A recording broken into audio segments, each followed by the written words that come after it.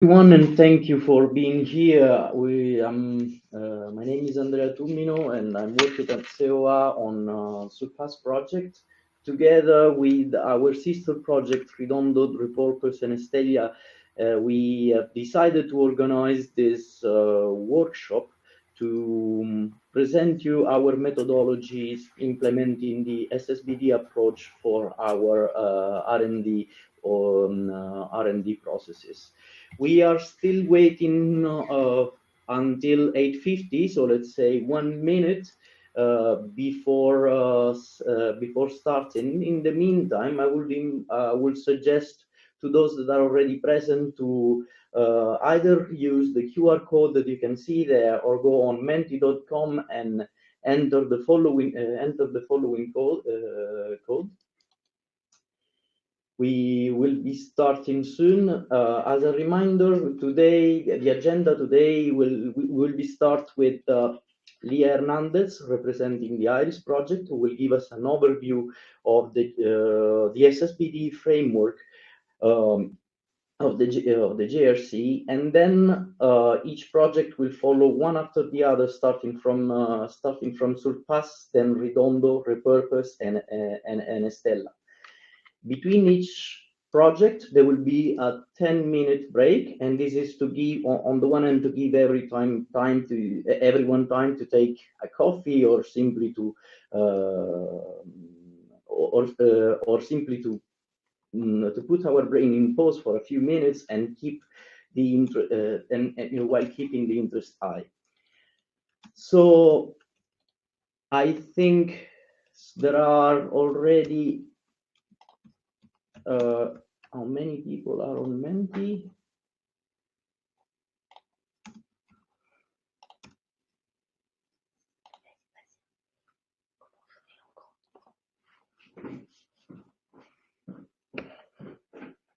Okay, there are 10 people on Menti. We are 52, so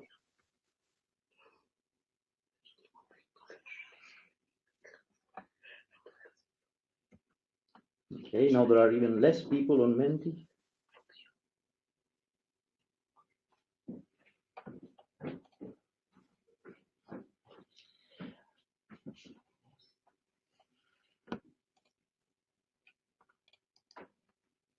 So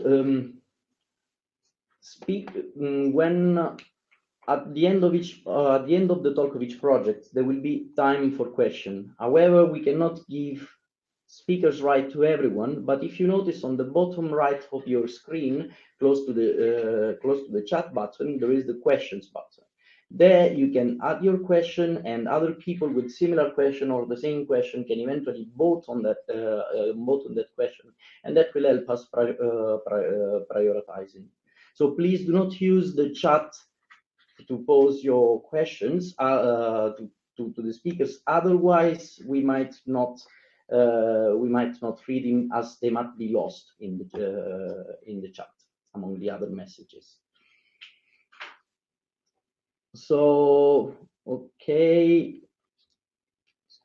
it seems that the situation on Menti has leveled off around 11 participants. We have 52. We are 52. Yeah. So on live stream. Yes. So I will suggest to all people to please go on Menti. We have a few slides for you. They are interactive slides for you that allow us taking information about your background on or what you expect from this workshop. Okay, 14, slightly increasing.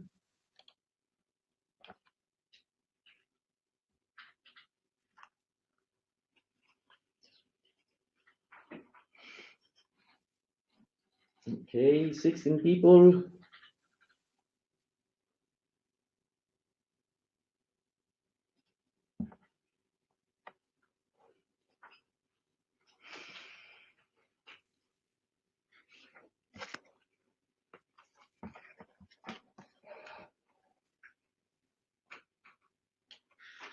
Okay.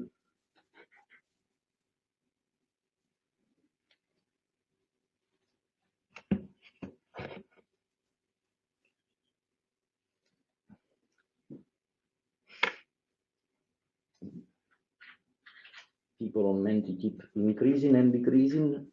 I'll say that anyway, in order to leave everyone the time to reply to the question, I will say that as soon as we reach at least 20 participants, we will start on Menti. We are almost there. We are at 18. There will be time for the others to join, and eventually they will have skipped a few questions.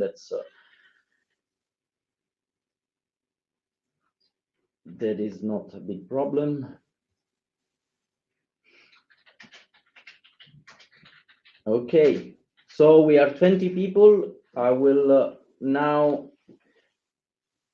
So, okay, this is again a slightly bigger QR code. And the first question is basically, what is your country of origins or that of your institution?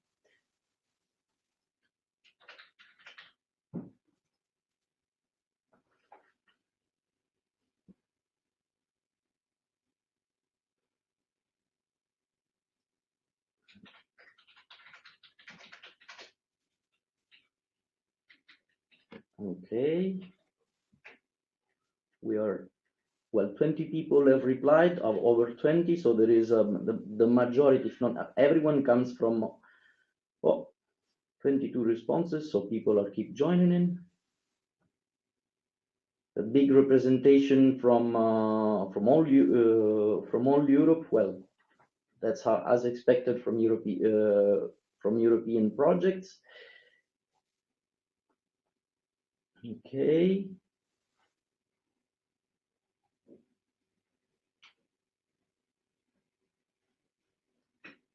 More people are connecting, so let's give a few more seconds to.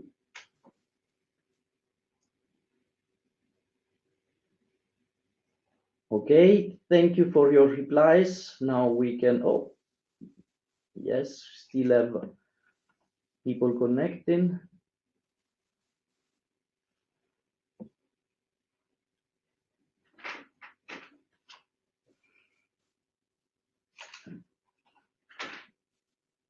Okay.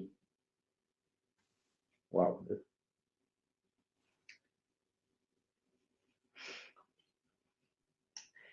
Okay, thanks. We can move now to the next question.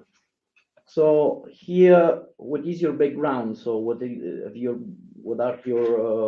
you come from in terms of exactly of your field of expertise or your studies?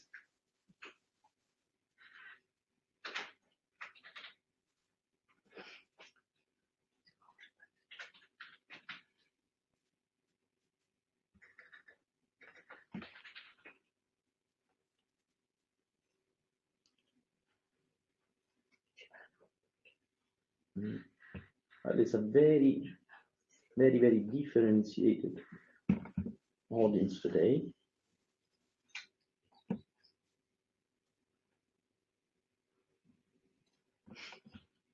28 response already. It shows that sustainability is a cross skills area. Yeah.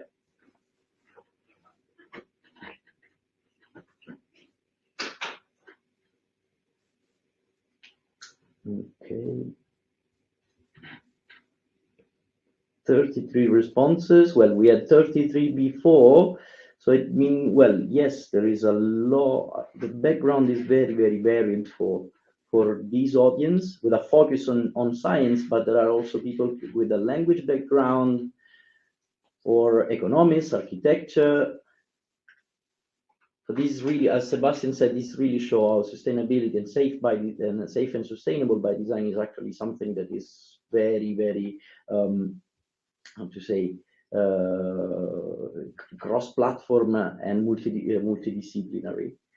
This is something that eventually today will come out also from hearing from our speakers. Okay, let's move to the next question.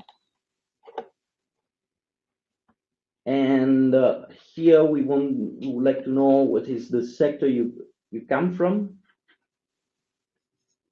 co-op between academia, and for academia we mean students, meaning PhD students, postdoc, professor, or assistants, small and medium, small companies or SMEs, large company or corporation, government or public institutes, consulting firms, NGOs, associations or fusion, or other, like if you're in communication or you're a journalist.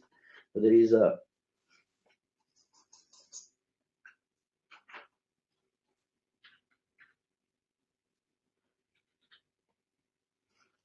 okay, 32 respondent before we reached 38. So let's wait for a few more seconds. So there is the largest representation is from academia, but SMEs and public institutions as well have a big representation. Okay, thank you all. Let's move to the other question.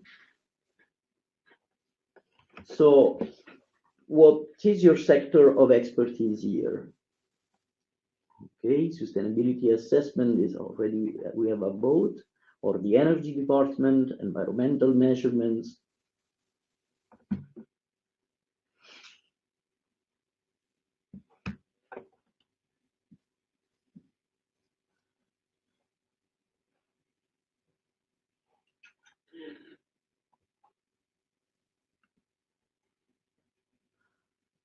Okay.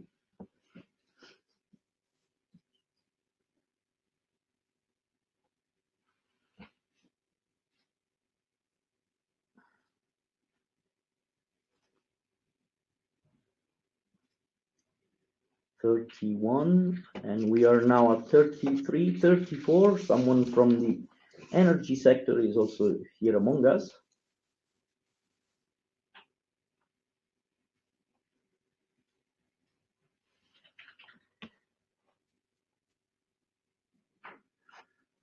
$35 respondent. We can move now. Thank you very much. Let's move to the next slide. So, do you belong to any Horizon Europe or Horizon 2020 project? And if so, please reply with the name of the project. Otherwise, you can write no.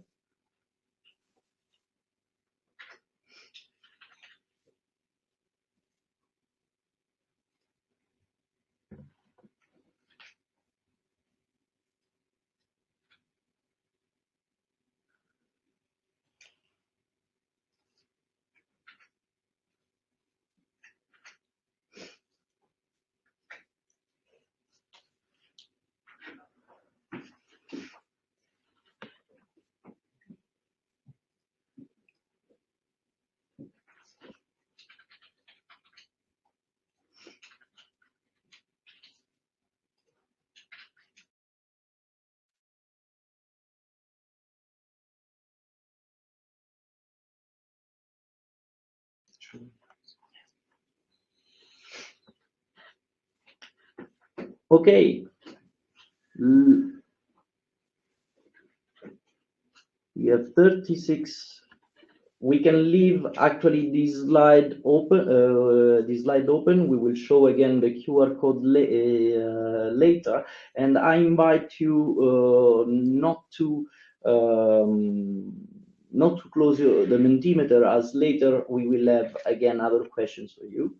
So that being said, I will leave the floor to Lia Hernandez, representing here both the IRIS project and Surpass, to give us an overview of the SSBD framework published by the JRC at the beginning of this year.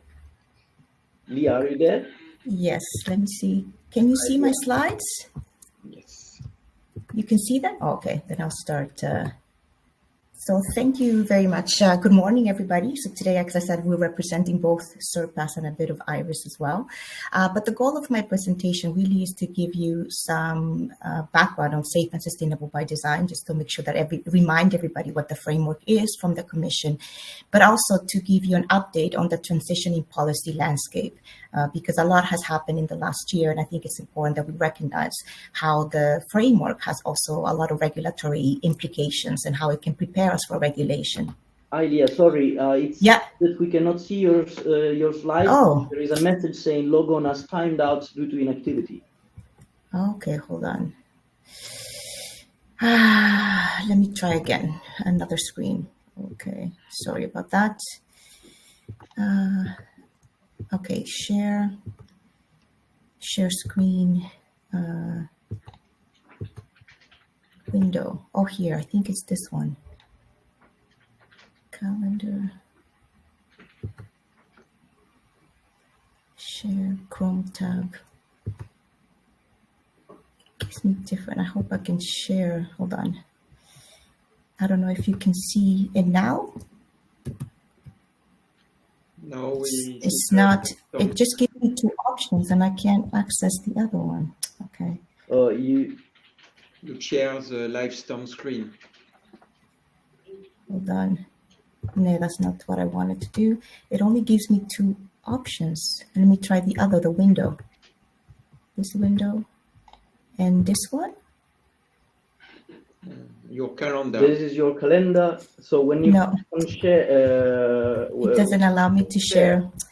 Can I send you my presentation, Simon? Sorry, I don't think it's on there. You have three options, and you can either select one window, or you can select the one all on the right is the full screen. Okay, let me try entire screen. And now?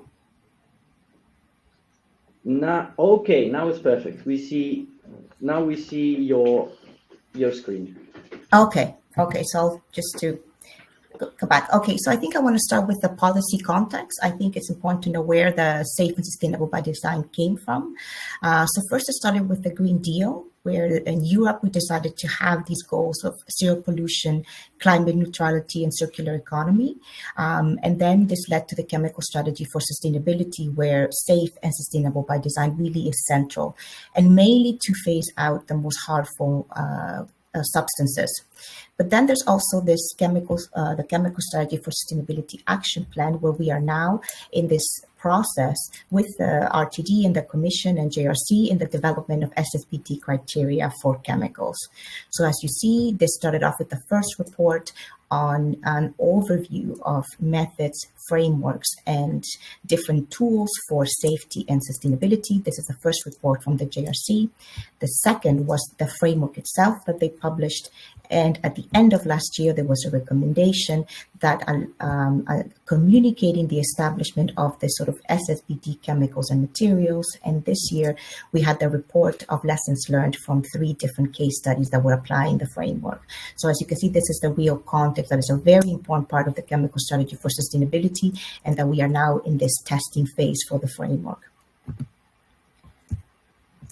One thing that I want to mention in this transitioning policy landscape is that in the Chemical Strategy for Sustainability and in the Zero Pollution Action Plan, we really have this reversing of the pyramid of action and prioritization of approaches. So really, we are no longer interested in eliminating and remediating or minimizing and controlling, but we are in this phase of prevention. And that's where SSBD really comes from. It's a different mindset, and it wants to encourage and promote zero pollution, production processes, safe and sustainable products and services by design, as well as innovative tools, technologies, and behavioral change. So this change of mindset and prevention are really key to SSBD. From a working description perspective, this is how in the Chemical Strategy and also in the JRC report, the Commission has defined safe and sustainable by design. It's a pre-market approach to chemicals that focuses on providing a function or a service while avoiding volumes and chemical properties that may be harmful to human health or the environment, and in particular groups of chemicals likely to be ecotoxic, persistent, bioaccumulative, or mobile. When it comes to sustainability, really it's about minimizing the environmental footprint of chemicals, in particular on climate change, resource use, ecosystems, and biodiversity, and using life cycle perspective. So this is sort of the working description for SSBD. But what does SSBD or by design really mean? And I think I want to really have this clarity that a safety assessment and a sustainability assessment is not by design. So what by design really means is that you do a two-step iterative, well, it's a two-step process, but you do this iteratively. So on the top here, you have the life cycle. So you start from materials and you end into waste. And in here, the second, you really have the Cooper stage gate model, which is just a model that depicts the innovation process. And the idea, what we see that the current situation that most often in this really early stage of the innovation, the chemical and product development is very functionality based. And later on, when you have a prototype, then you go into start thinking, oh, what a little bit of safety, sustainability, how to get the product or chemical on the market. And I think where we want to go is this sort of iterative integration of functionality, safety, and sustainability all throughout the innovation process. So it's this iterative process of integrating in every step and every gate innovation and functionality with safety and sustainability. And I think that's what this by design. So for instance, if you have knowledge on recycling, you want to bring that knowledge, the challenges back to the design to deal with that knowledge. So if you have challenges of safety and sustainability in the production, you want to bring it back to the design. So there's solutions, so there's a communication along the entire life cycle. And I really want to highlight this iterative. So it's not something that you only do once and you're done. So it's an iterative process, whether you are producing a chemical or a material or a product. It's this iterative process that you constantly are trying to assess in every step the safety and sustainability and how that affects the functionality of the process of your material, product, or chemical. And what you see, this is a picture from the JRC report that they do see these green chemistry principles as guiding principles to have design actions and, like I said, iterative innovation. So you're iterative around the innovation, and then you have this assessment phase, which I will discuss in the next slide. So what is the SSBD framework? So the SSBD framework has two phases. The first phase is the redesign phase, and this is based on guiding principles and indicators proposed to support and design of chemicals and materials. And you can think of from material efficiency to designing for end of life. So this is sort of the first step. Right now, with the framework, we are trying to test this assessment phase, and this is where most of the discussions are happening. So I want you to also think how this framework is preparing for all the upcoming regulations that are coming, but the question is, how do we bring this to the innovation process? So the first step, it's a hierarchical. So you start first with safety, and you look at intrinsic hazard, very grounded to REACH, and COP, which is classification, labeling, and packaging. So think of when you have harmonized classification and labeling, that is really the first step. The second and third have a lot more to do with exposure, looking at occupational and consumer exposure. Again, very much grounded in REACH and using models like USTOPS model.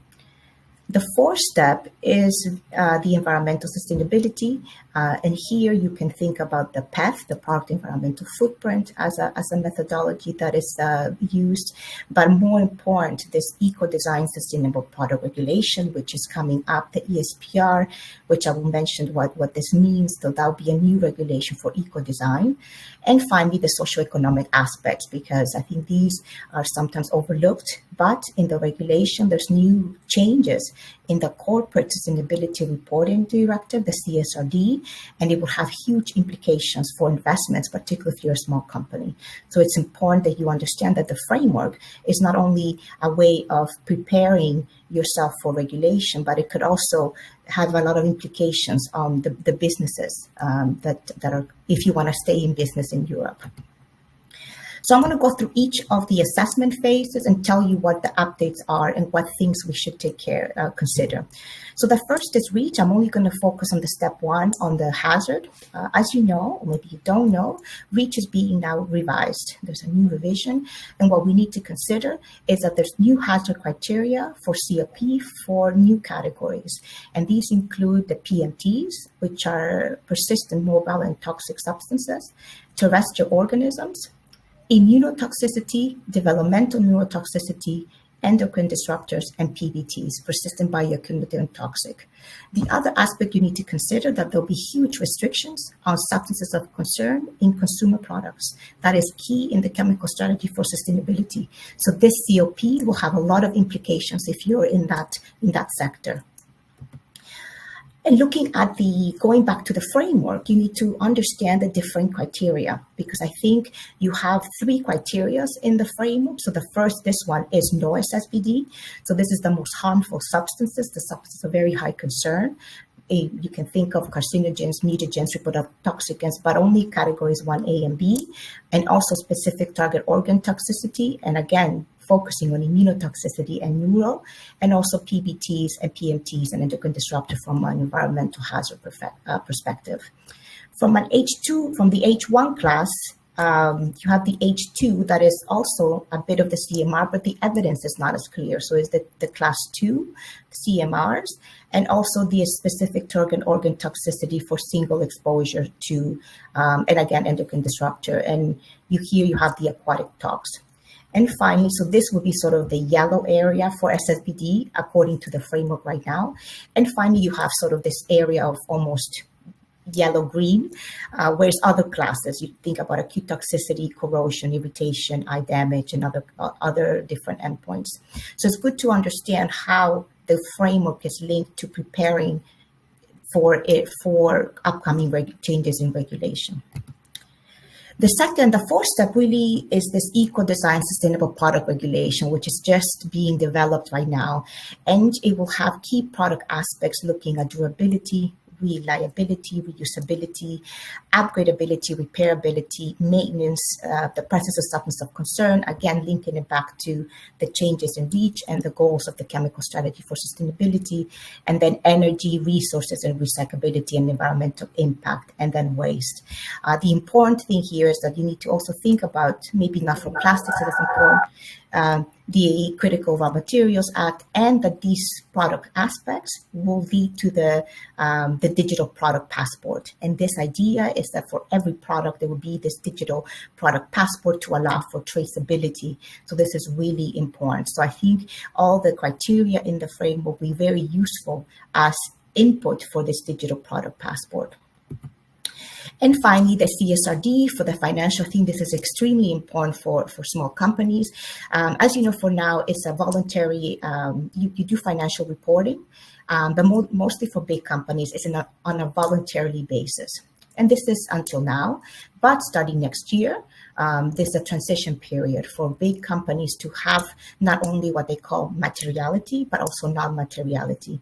And for this transition period for 2025, but at 2026, all small companies doing anything in Europe will have to submit financial reporting for sustainability parameters. And you can think of really stringent requirements, particularly for ESG, so environmental sustainability and governance criteria, and looking at your carbon footprint, looking at how greenhouse emissions and social aspects. So you do see that if you are looking for investments as a small company, you will have to have sustainability embedded in your corporate governance. So this framework is not only the assessment, but it's really preparing you for all the changes in the European regulatory landscape. So what are the challenges? Again, this is a slide from the Green Deal SSBD consultation that happened a couple of weeks ago. This was presented by the Commission.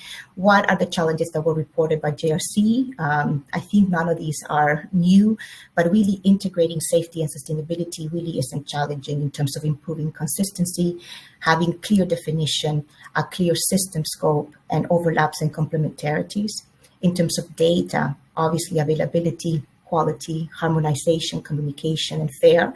So findable, accessible, interoperable, and reusable data. 4, methodologies and tools, the modeling, the availability of tools with data, and also model-specific application scenarios. And finally, expertise and resources, training, databases, data management. So this gives you an overview of the changes in the challenges in bringing this framework into practice. I want to give you really pay attention to this timeline, because we are now in the middle of a testing phase. That means that everybody, industry, academia, regulators, policy, we have an opportunity to provide feedback on this framework. So as you can see in the timeline, this was the first report. The framework at the end of last year was the recommendation. The case study report. We are here. I want to bring attention to a workshop that's going to happen in December, the 6th or 7th of December. One member of each institution is invited to go physically in Brussels, but there's quite a lot of space for online. So please register, find out about the feedback of the framework, and please prepare yourself for the testing phase. The Commission doesn't give you a lot of time. So you have a 6-week period to provide comments. So start thinking about how to test the framework, how to bring feedback, how to ensure this framework is actually practical and applicable, because this is the last testing phase before the criteria will be developed. And this will have consequences, I think, on what is called SSBD or not. So finally, is my last slide. We really need case studies to give feedback to the Commission. Just from our first lessons learned, and I'm sure Sebastian will present it, and even Yvonne, that from our first, what we have learned is that you really need to start with the big picture. We really look at mapping all the biggest challenges, at least in each of the value chains that we have in Surpass. For us, organizing ourselves has been extremely important. We have now these committees for each of the case studies with interdisciplinary, from toxicologists to environmental toxicologists to socioeconomic, LCA or sustainability, and also experts in each case study. This is so important. It's that expertise that allows you to deal with the gaps in data. And it's an iterative process. So we really are taking every step, and it's iterative, but we do find that it's challenging. And the biggest challenge is functionality. It's not so easy to just change an aspect of a product. It really has to have the same functionality standards or better to be able to link it with the safety and sustainability. And I think that was my presentation. Thank you very much.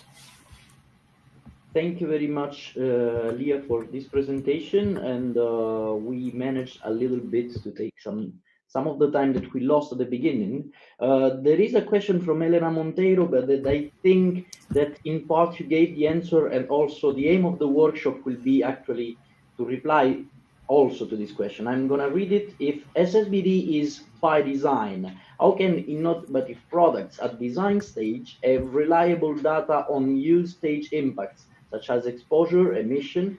Should use trials be made? Since the product is not being used, it is being iteratively developed. So yeah, I think it's a great question. I think right now what we see is that you in the beginning try to make estimates on the scenarios that you might have. And once you find a hotspot, then you go iterative and try to redesign it. But it is this iterative process that you need to consider the use phase. And I think when you think about use phase, I see it as an opportunity. What we see is, for instance, people looking at durability, looking at other aspects of functionality that will give you also a market incentive. Okay. Okay. Very much. And well, now it is time to leave the floor to the work package leader of the work package 4 leaders of Surpass project, Sebastian Artus and Yvonne Stahl, that will give an overview of how in Project Surpass we aim to perform SSRBD assessments. Integrated approach and studies. Thanks, Andrea, for these introductions. Welcome all. And to keep the time, I'll go quickly to the agenda of the Surpass presentations.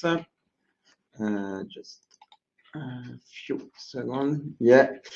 The agenda of this presentation is cut in 4 parts. I will start with a brief overview of objective and ambition of SURPASS project, and then I will present, based on the knowledge and information provided by Leah, how we establish and construct in SURPASS project a SURPASS methodology and integrated approach. Then Yvonne from iRhythm will present you how we start from and define the cycle and development diagram, LCDD, and go to the life cycle inventory and present you the step where we are in the SURPASS project with the data collection plan. First objective and ambition of SURPASS projects. In SURPASS, we have 4 main objectives. First one is to develop safe, sustainable, and we include a new word, recyclable by design plastic system to reduce environmental impact and achieve the same performance compared to conventional materials in the 3 target sector that I will present just after. This first objective is the main topic of this presentation of the SURPASS project today, and we will focus mainly on this objective. Second objective is optimize reprocessing technology and develop some new materials in the frame of the 3 sectors to support achievement of recyclability targets, aiming for the highest potential value chain for recycled materials. The 2 last objectives will be the main outputs of the SURPASS projects. And first, we will provide and we target to provide guidance accessible to non-experts with a scoring system. And this guidance and scoring system will be integrated in a digital infrastructure. That is the 4th objective, to answer to the need of material designers, formulators, and recyclers that enable sustainable polymeric materials. Now, after these 4 objectives of SURPASS projects, I will show you briefly the 3 case studies we address in the projects and to develop safe and sustainable plastics. We address 70% of the sector of plastics with the building sector, the transport sector, and the packaging sector. And for building, we have a new recyclable by design biosources polyurethane resin with Vitrimer properties, and the goal is to replace polyvinyl chloride PVC windows frame. For transport, the goal is, and it will address by Investment Society. Transport is addressed, this case study is addressed by CDTech, and the goal is to lightweight epoxy Vitrimer as alternative to metal for the train structure, anticipating emerging use of non-recyclable composites. And for packaging, it's multi-nano layer films with less compatibilizer to replace current non-recyclable multi-layer films associated with a decontamination process for film reprocessing by IPC. And we will try to apply this the GRC framework presented previously by Leah on these 3 case studies. And today I just will focus and give some examples from the first case studies. Just to give you the main level of sustainability in the development of this product, building sector is focused on implementing vitrimerization properties. For transport, they are working on reversible and intracyclic fire retarding cooling resin and to decrease energy consumption of the process also. And on packaging, it implements a closed loop with a mechanical recycling based on critical CO2. Just a brief overview of the complementarity of partners in SURPASS project. In this row in green, you have partners involved in the development of the new products and by implementation of reprocessing and recyclability, where we have SMEs, industrials, technical center and academic researchers.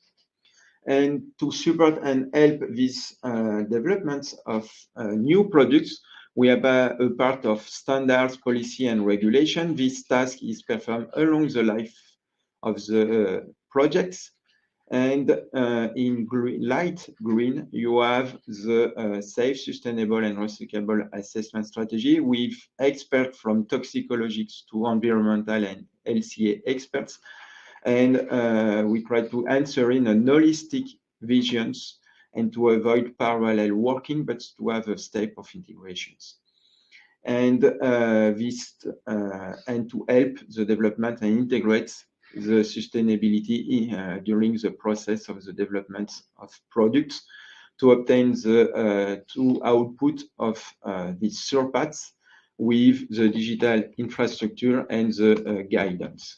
Just to illustrate, we plan to obtain a scoring-based assessments with the illustration you can have on the left, with spider diagram that assets the several pillars of the sustainability. And this type of guidance tools will be integrated in the digital infrastructure, but offering an open access and a user-friendly interface for innovators and in particular SMEs. To do this and to reach these goals, now I will present you the SURPAS methodology and how we try to have an integrated approach during the design of the new products. As Lia presented previously very briefly, it's just one slide to remind the context and to remind that proposal of SURPAS was written before the publication of the GRC framework, but we try to integrate it, and this framework comes from European Green Deal, and on the topic regarding the zero pollution ambitions, and Commission published a chemical strategy for sustainability, and one tools to answer to this strategy and reducing negative impact on human health and environment is the publication of a framework to define safe and sustainable by design criteria for chemical and materials. And you have an illustration on the right of the 5 steps of these assessments. And in the GRC framework, they define 2 steps, the redesign 5, guiding principles, and the safety and sustainability assessments. And I will try to show you and explain you how in SURPAS projects we can establish a strong interaction between these 2 steps to improve the design of these products, and we have to implement in a life cycle perspective. What does by design really mean? It's a slide also shown by Lia, but the classical and current situation in say by design classically, it's to have a chemical product development, then a step of safety sustainability with some gate and an iterative process. But the gate process can have some issues and difficulties and can be time consuming. And we try to use also the work performed by the OECD and that propose the safe and sustainable innovations approach. And we try to take in account to have an integrated approach with the safety and sustainability integrated chemical product development. To have this SURPAS integrated approach, we have to merge some different blocks. First, the design process with that follow the technology readiness level with an iterative aspects.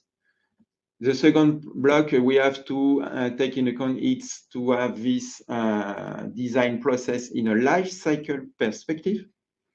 Then we integrate the 5 steps of the GRC assessments inside our integrated approach. And we obtain this diagram tree, and we decide to start not from the material or the chemical in SURPAS project, but to link with classical life cycle assessment, life cycle costing or design. We start from the function of the products and based on this function, we define some technical solutions related to criteria. And with this criteria, we go to the technical design developments. And as the upper part of the decision tree, at the beginning of the project, we have a large degree of freedom, but few data available. With this large degree of freedom, we can have a strong impact on sustainability development and integration of the SAFE and sustainability, but it's difficult to perform these assessments.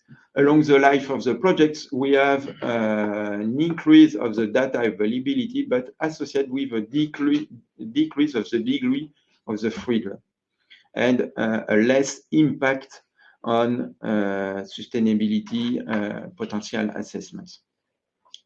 Based on this technical design, we perform GRC framework, and I go further just after.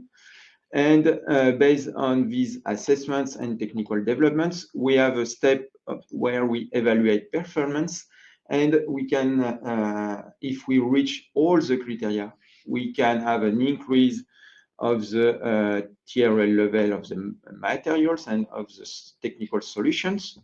And if not, we have a step of hotspot identifications, and we have several choices at this stage.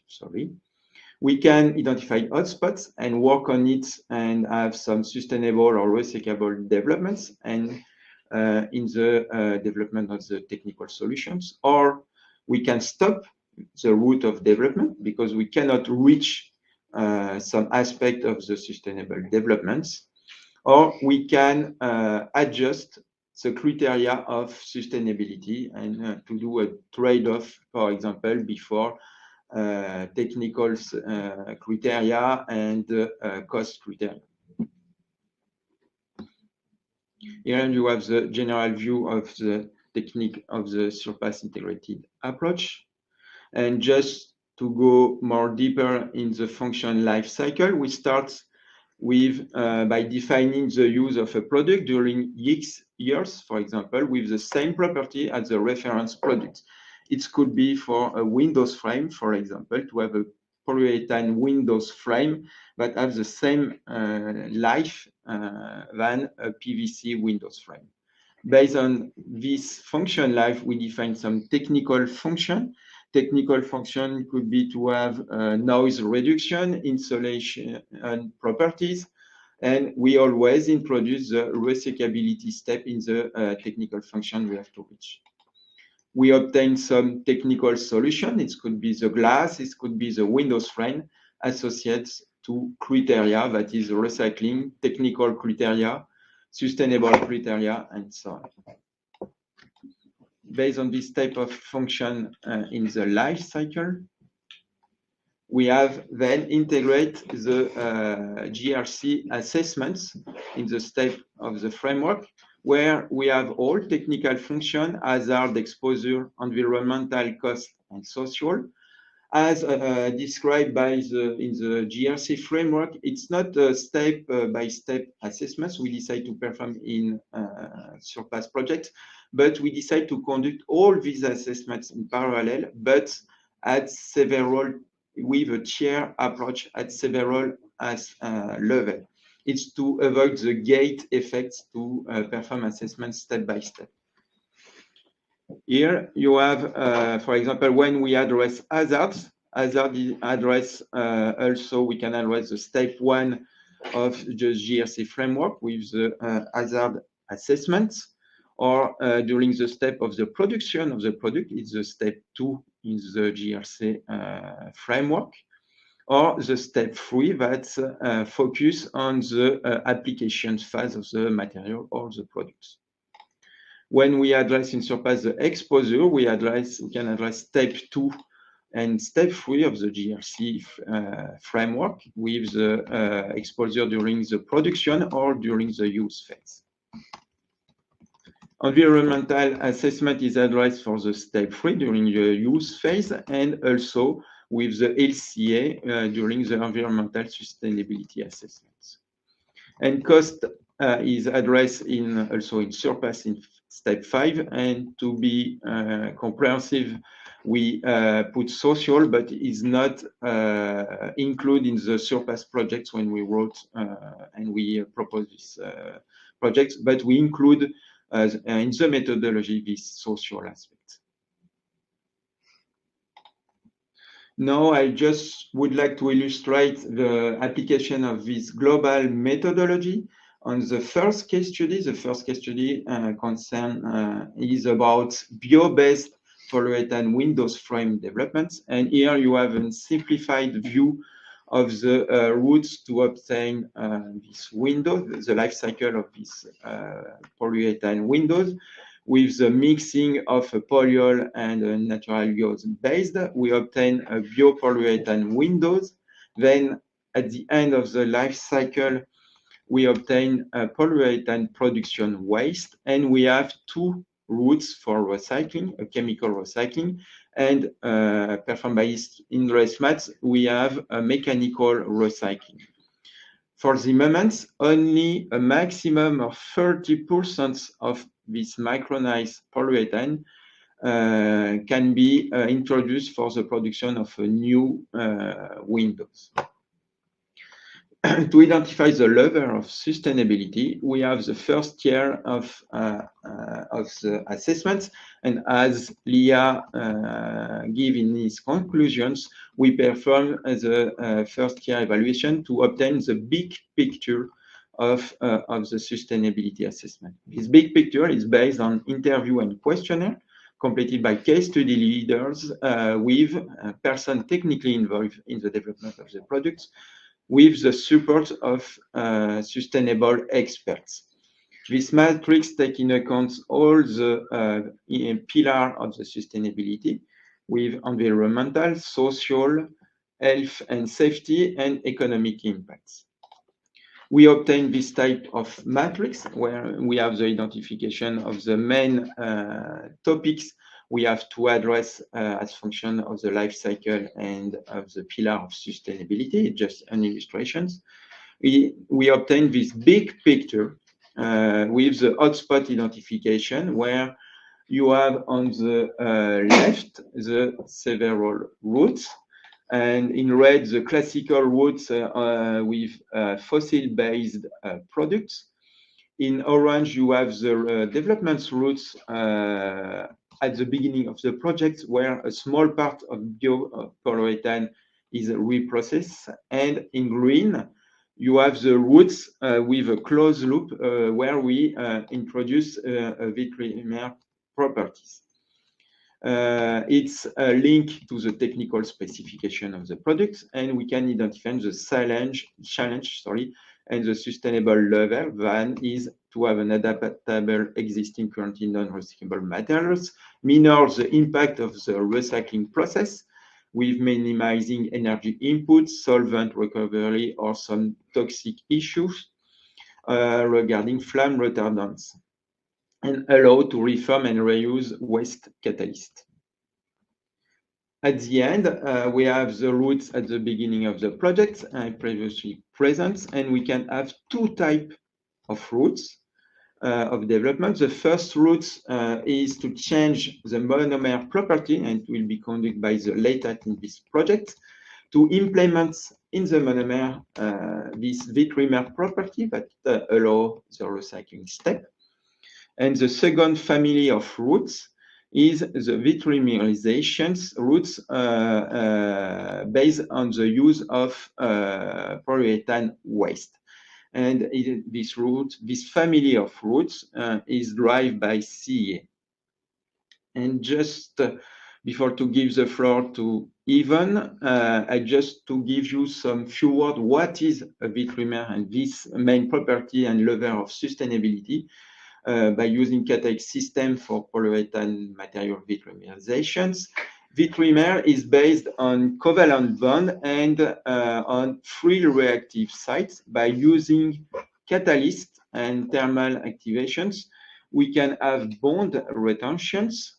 It's on the middle of the picture, and we can obtain at the end the same covalent bond, but and at another place, at another area in the plastic. We obtain a new property of reforming, and in few words, the Vitrimer is like a reformable thermoset. And now I will let the floor to Yvonne, that she presents the life cycle developments diagram and the life cycle data collections. I will move and let the floor to Yvonne. Just a few seconds, and go back to the live storm.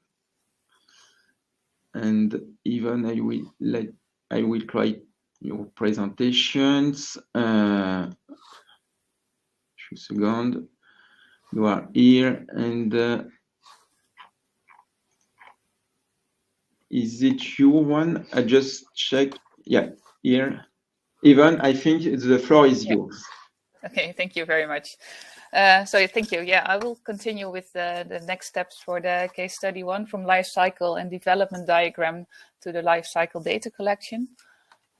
Just a short recap of what Sebastian just mentioned on the integration of JRC framework in the global approach for product development. The scheme is on the left side, and we're using the 5 different steps that are proposed in the JRC framework for safe and sustainable assessment. So what we actually do for case study 1, we have different routes that could be followed to make the end product, where we go from the life cycle stages in the columns, from the material extraction, the process construction, use and maintenance, end of life processing, end of life use, and end of life. And we have different design options, which are the rows in this picture. You have the reference route, which is the comparator route, that's the route that's normally used. And there's an initial option that can be used as an alternative. In this case, there's a difference in the end of life processing. And we can also think of alternative options, which are the rows below, where alternative approaches are followed. And that could be in different stages of the process, in the life cycle stage. That could be in the end of life processing, but that could also be with the use of different materials at the start to make it more safe and sustainable. This whole scheme of different routes and different production processes in the life cycle stages is made together with the case studies, with the consortium partners, using a virtual whiteboard. So all the routes are being identified and detailed further. And to show you a little bit on how this works, it's in the blue box on the top side. I don't know, the details are not readable, I think, but it's just to give you an idea about what process is being followed, where you identify the different materials in the blue boxes, the different processes, the use and the maintenance, and then the end of life, where the arrows indicate the process that's being followed. And we start again with the big picture of the routes, and use this to see what routes are available, what would be the possibilities, and where things could be changed. And then we further detailed this together with the case studies and to see where the changes in the route could be optimized. So specifically for case study 1, we have several different routes that could be were explored, 7 routes, 7 options for the window frame. So there were developments at the material design stage, where the formulations could be changed with bio-based PU precursors. Sebastian already mentioned this. The Vitrimer addition could be an optimization. It could also use the combination, and we could change hazardous compounds for less hazardous compounds by the removal of a halogen-free fire retardant. There are also developments at the end of life reprocessing stage. This is the catalytic system for the vitrimerization and the adaptation of this catalytic system. So that gives all these 7 different routes that could be further explored. So then to collect information on different aspects and different SSRBD criteria for this case study specifically. We had different questionnaires. There were 3 different questionnaires, or there are 3 different questionnaires. The first one is on hazard and physical chemical properties. The second one on release and exposure, and a third one on LCA, LCC. I'll just go through them briefly just to give you an idea about what kind of information we are collecting. But it's quite a lot, so I don't want you to go into full detail of this. So for the hazard, we're looking at the list of ingredients. So what kind of ingredients are being used in the different routes. And we are collecting information on the chemical identity of the compounds. We're collecting information on the polymer and monomer information. So on the there's information on the polymers, but also on the monomers, and information on the stability and the degradation of the polymers. For the EAS and NIAS, so the intended added substances and non-intended substances, non-intentionally added substances, we also collect specific information related to their chemical identity and physical chemical properties, on their stability and degradation, and we collect hazard information. There's quite a lot of hazard information here on the more general and toxicological endpoint. Like labeling, whether compounds are labeled, or acute toxicity information. We collect information on specific toxicological endpoints, like the specific target organ toxicity, endocrine disruption, aquatic toxicity. We have information on the chemical hazard, so the flammability and corrosivity. And we have information on in vitro assays, if that's available or will be collected by doing assays on different in vitro endpoints. For the release and exposure, the questionnaire is based on the ECHA documentation. The numbers are listed here. It's collecting information on the material specific information. So the composition of the material, the moisture, that kind of information. As we are dealing with exposure, we need to have information on the activity related information. So how to be able to determine the exposure. And this is on the worker exposure. There's information collected, and also on the consumer exposure. And then in the end also on the environmental exposure. Then I go to LCA, LCC. This questionnaire is case study specific, because these questions are different for each case study. So there's a general information. I think it's maybe a bit small to read. We have general information on the description of what the step itself. There's information on the indirect costs, so the costs that are involved in this production step. The investment costs, things like equipment, and information on other costs if that's not covered by any of the other parts. And then we have the indirect cost, the direct cost as the input, so what's being put in the product itself, so the material, consumables, packaging material, all the kind of information. And then at the end, what's also the output category, so what's the waste for different aspects, and the emissions, for example. So that was really brief, but it's just to give you an idea about the kind of information we're collecting. And just to go a little bit in more detail, I mentioned that the LCA, LCC questionnaire is specifically for each step. So that means that for every step in the process, in the life cycle stage, we have a different questionnaire. So that means that a lot of information is collected in this, for each route. So how are we collecting this data? We start with the assessment of hazard exposure, LCA, LCC, and that's according to the different JRC steps that Sebastian already mentioned. This gives us, we're doing this with different tools, and these are the questionnaires that I just explained. And it gives results for hazard. It gives information on the data gaps in toxicity. For exposure, we can identify hotspots, and for the LCA, LCC, we have the life cycle inventory. And this leads to different actions, the different scenarios, the actions that we're using or hazard to fill in for toxicity assays, exposure assays, and modeling of impacts and costs for LCA and LCC.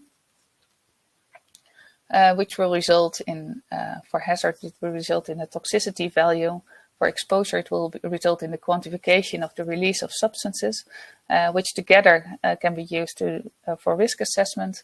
And this can be fed into the modeling of impacts and costs and to identify hotspots. The red arrow, the red line is where we are now, filling in the questionnaires and collecting information on the different case studies and on the products in the life cycle stages.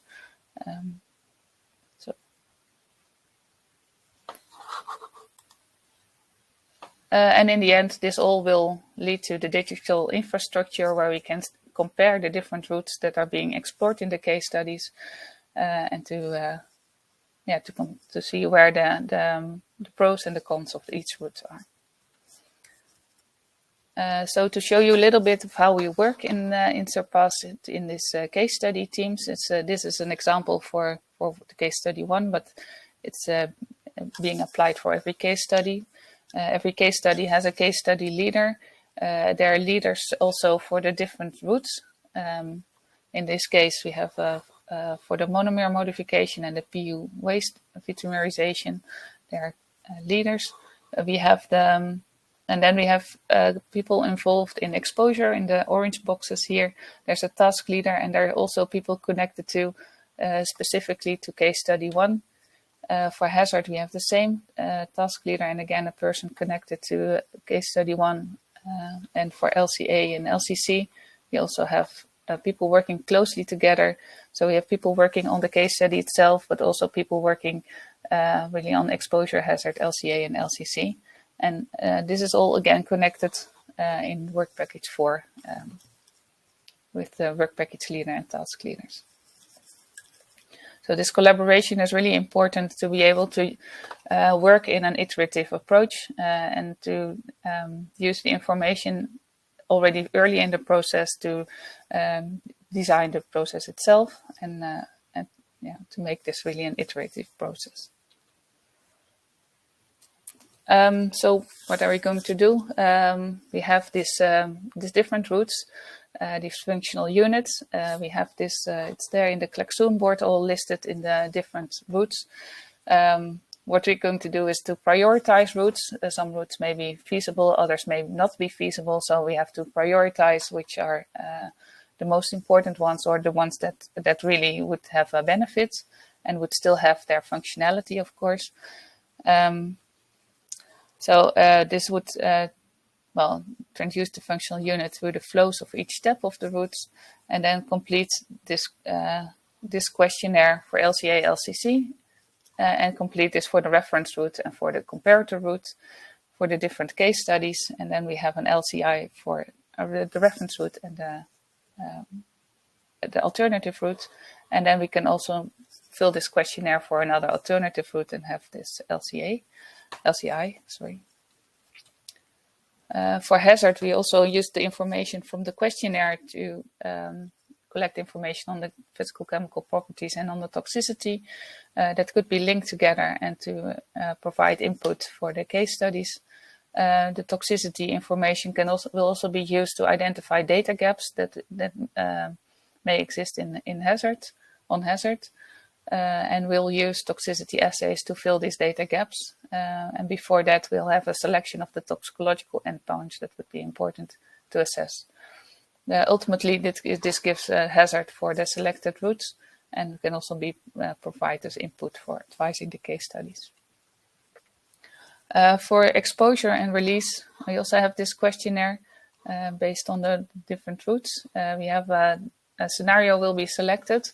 And that's based on how the product will be used and how the hotspots will be identified. Experimental tests will be used to conduct assays and to identify the hotspots or for the case studies. So what this ultimately would result in, we are not there yet, but this just to give you an idea about how the results would look like. For LCA, LCC, we'll get, you see it's very small on the left side. For the different routes, we can have a difference, we can compare the different routes, and based on their environmental impact, on their human health impact, on their, all different kinds of aspects of the route itself. And it's easy to compare those, and you can also compare the products in the different steps. That's here, and where this contributes most. So it's again on the toxicity, in the total, and on the ecotoxicity, the global warming. For release and exposure, we can also compare the different routes. This should be seen as different routes where you can have different exposure scenarios for different compounds. So when this would be two different routes, you have an exposure of each of the compounds, and you can compare whether the exposure is different follows a different route. In this case, it's illustrated for inhalation and dermal contact.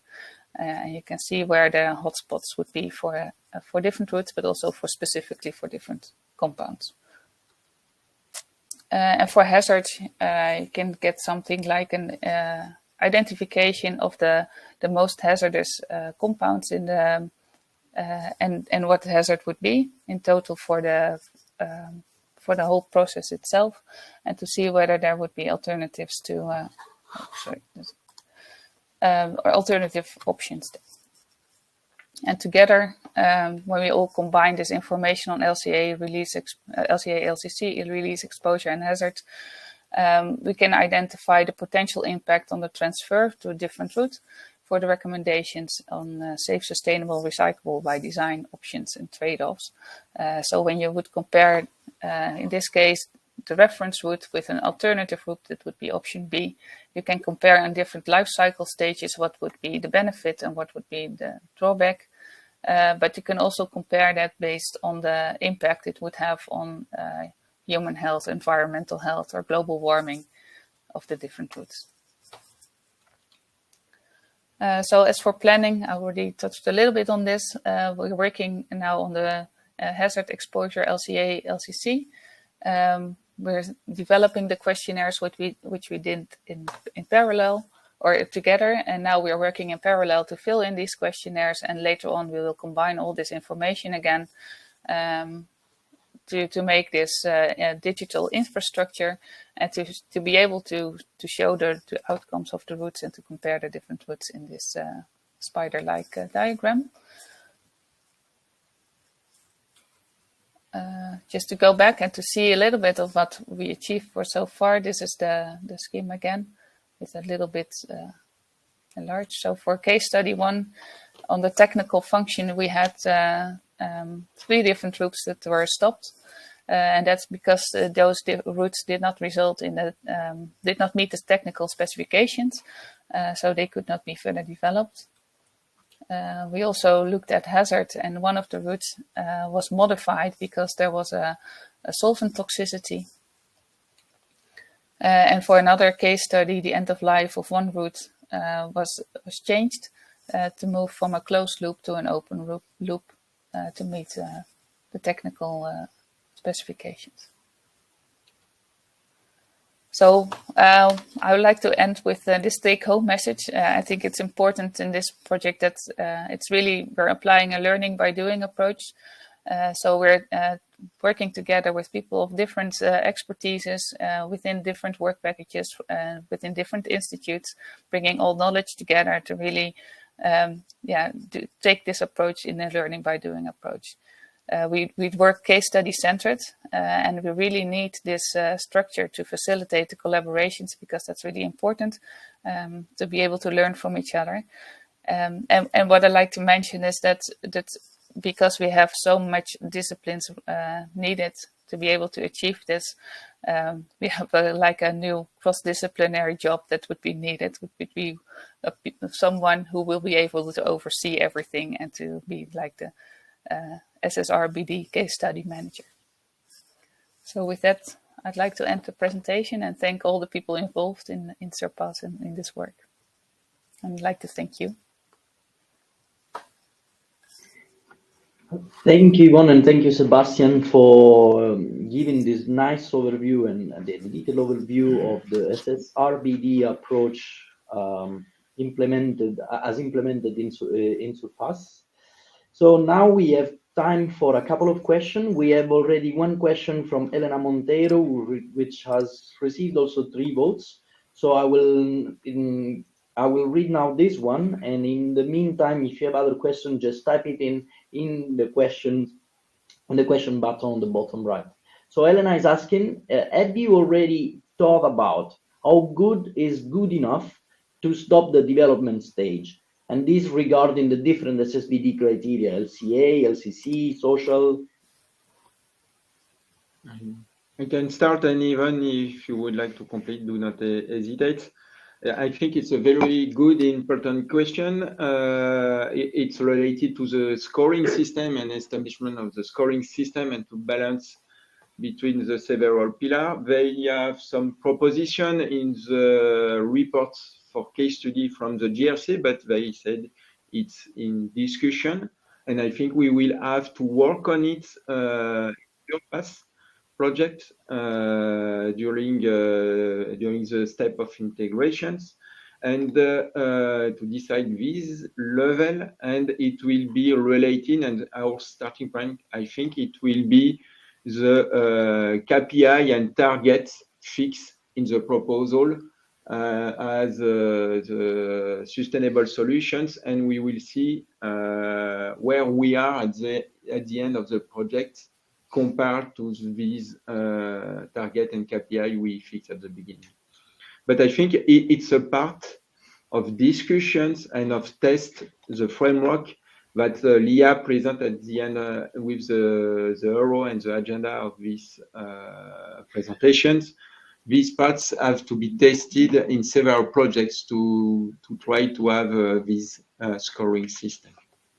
And this scoring system will be changed, I think, as function of the sector of the products you are developing. Yvonne, if you add some elements. Yeah, I think it's really like what you said. It's really the learning by doing approach. It's the question. It's a really good question, but I think it's one that we can't answer yet. And when you would say good enough, if you only have benefits, then it would be better, of course. But I think we also have can have cases where you have a benefit on one side and a drawback on the other side. So we have to see what would be good enough in that sense. So yeah. Okay. Thank you very much. Hi, Andrea. So if I will be the first speaker, I guess, then we will exchange. I mean, Diogo, it will also speak in the middle of the presentation, and then we'll come back to me, and then finishing by him. And then, so I will start sharing the presentation. Let's see if I can do share Google. Okay, share screen. I'm not sure. Well, a little bit confused with this. Okay, I'm trying to share the screen.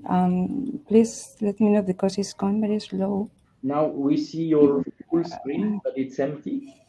Okay. Now we see your presentation. Okay. So, well, first, let's say good morning, everyone. So, as you introduced me, but I will do it again. So, I'm Elena Barbero. I'm working at Aitene. And in this presentation, together with my colleague Diogo Teixeira from ISQ, we will give an overview on the safe and sustainability approach that we are aiming to implement in the Redondo project. Also, first, I would like to thank SIA and especially you, Andrea, for the organization of this workshop and the support during the preparation, and also for giving us this opportunity. So, well, as I said, that my colleague Diego and me will be both presenters Redondo project, but will be more focused in safety and safe by design aspects, whereas Diego will be more focused in the sustainability aspects. So it's because of that we will be contributing both in the presentation. Okay, so in the following slide, yes, I have presented here the outline of the presentation. We did our best to adapt the content to the agenda. We also would like to give an overview of Redondo project at the beginning in general terms. And then we will explain the operational approach in terms of how we are going to organize the work. On the last part of the presentation, we will focus on how we approach the SSPD strategies from a case study perspective, and we will include the description of the assessment that we are expecting to conduct. Okay, let's start with an overview. Yes, in this slide, I have collected a general information about the project. You see here some numbers. So just to remark that Redondo is coordinated by the Aristotle University of Thessaloniki in Greece. The consortium is composed of 11 partners. I will give more information about the panel in the following slide.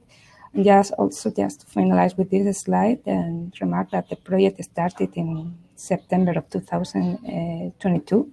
So we can just say that we are at the beginning of the project, 1 year, more than 1 year. About the consortium, and as I said, we have 11 partners from 6 different countries. These are Greece, France, Spain, Czech Republic, and Germany, and Portugal.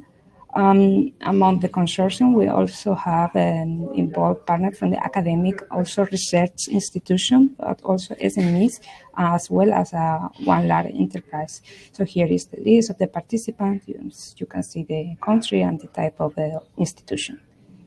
More just into the project. Well, first starting for the project motivation, and the Redondo project has been motivated by different facts. Among others, the need to provide strategies for recycling plastic products in a safe and sustainable way. You probably know many of the polymers widely used in the plastic industry cause a negative impact, both on the environment and human health.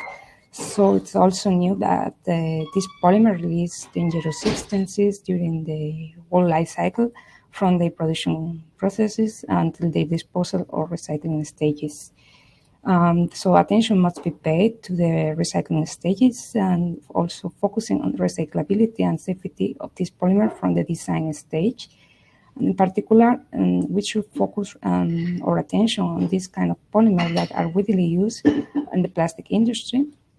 So these polymers are often challenging to recycle.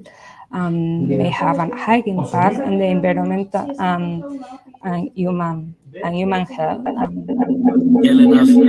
Yes? Can you hear me well? Sorry. Can you hear me? This is... Hi. I will ask other speakers to please close your microphone because we can hear not simply Elena, but also someone else. Okay, thanks. So I was just saying that these polymers are really difficult to recycle in many of the cases, causing a high impact on the environment and on human health. This is a specific case of the cross-linked polyethylene. From this, I think that Redondo is a project that is dealing with the cross-linked polyethylene and the strategies to introduce recyclability in cross-linked polyethylene products to improve their environmental footprint. So what happened is the cross-linking is used to change the nature of the polyethylene from thermoplastic to the thermoset. And this is, from the point of view of functionality, it is really highly desirable because thermoset plastic exhibits improved thermal stability, chemical resistance, and structural integrity. However, the cross-linked polyethylene is being thermoset material is not easy to be recycled. This is because Redondo aims to achieve a fully reversibly cross-linked process that will be to enable the synthesis on reversibly cross-linked polyethylene. This is basically the aim of, the general aim of these projects. Also, I would like to go deeper into objectives that are specific from the point of view of safe and sustainability by design. So one of the specific objectives of Redondo in this term is to ensuring the safety of the human health from the early stage of the development, as well as selecting the safe by design criteria for recyclable cross-linked polyethylene. This objective will be achieved by development different strategies and risk mitigation strategies in order to reduce toxicity of the material while preserving while keeping their functionality, which is really important, as I mentioned before in the first talk. In particular, the specific strategies will be developed for RPEX and its additives, and also for the derivative formulation and products. We will be focusing mainly into approaches that is safe by material and safe by process design. This is related with the safety approach. And while the first one is focusing in the inherent properties of the materials, the second one is focusing in the avoidance, the release of the exposure to hazard substances during the production process. The other objective, a specific objective in Redondo related more with the sustainability terms, is to ensure the sustainability of the process and the product itself. So we are going to address these objectives by assessing the environmental and socioeconomic impact of the developed products and processes, following different methodologies like a life cycle assessment and life cycle cost. In addition to this, the recyclability of the materials will be evaluated. Other factors contributing to the sustainability dimension will be also evaluated. At the end, what we are aiming is providing a strategic roadmap for the promotion of a circular economy. Yes, this is basically what I was trying to say with the overview of the project. In this this part of the presentation, I think I just need the contribution from my colleague Diego. So, Diego, please, the screen is yours, and please let me know whenever you need. I go forward with the slides. Thank you, Elena. So now looking at the practical approach, implementing the safe and sustainable framework for the project, we can go to exactly the project at a glance.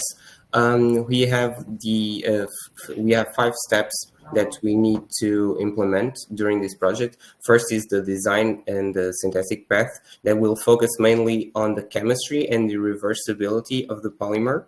Then we're going to look at the novel bio-based and green additives formulation, for example, nanolinin and nanocellulose integration. This will help the properties of the materials. After that, we're going to focus on the production and then compounding of the materials. Here is where we're going to focus also in the safe and sustainable by design aspects and the placement tool for circularity. After implementing this production compounding, we'll look at the demonstrators because the final product are either pipes or cables made from the reversible cross-linked polyethylene. And the final step is recyclability, which is what the reversible part stands for in the reversible cross-linked polyethylene, is to obtain a reversible and recyclable polymer to produce both the piping and the cables. Next slide. So the main problems and solutions that were found in the project. The problems are the release of potential harmful substances from the cross-linked polyethylene. They usually come from the volatile components and on the plastic pipings production and the additives used in the manufacturing of said pipings. The solution is then to first focus on the recyclability, making it a more safe and environmental friendly in the design stage, and this is where the safe and sustainable by design approach begins in the project, where we include the studies and determination of specifications and requirements associated with the development of these RPEX and its additives with the selected end-use applications, as well as with the recyclability by design trait.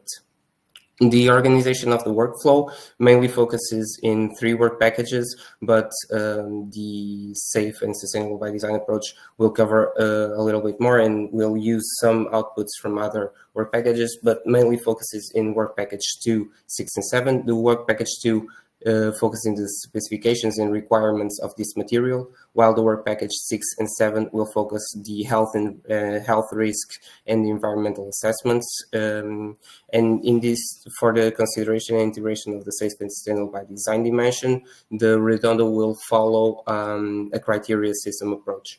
So it will identify based on the assessments which are the most reliable criteria that we'll need to implement and make an SSBD assessment.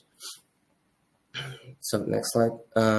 Here we're going to show exactly the organization of the other work packages.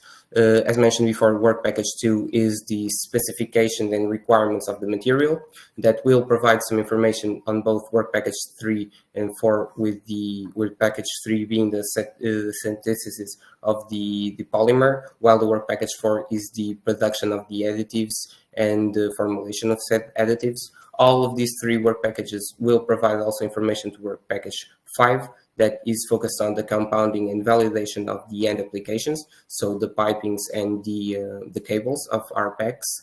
And after being produced, we have work package 6 and 7 working in collaboration with all these previous work packages, making the assessment for the safety by design aspect in work package 6, providing some criteria definition in hazard assessment and exposure assessment, and have work package 7 working in the sustainability assessment, also establishing said criteria, but focused on life cycle sustainability assessment and recyclability assessment. So next slide. Here, looking more for the side of the SSBD framework, we're going to also look into the raw materials, not only for the choice of the reactants, but understand what are the emissions that are going to, and the exposure levels. Then looking at the functionalization, the functionality of the process, the reprocessing of the polyethylene, the cross-linked polyethylene, and said characteristics. This part of the functionalization will come from work package 2, as well as the conditions of use, the specifications as mentioned before. Then after that, we're going to also focus in the end of life and the recycling, the recyclability, which is one of the main goals of this project.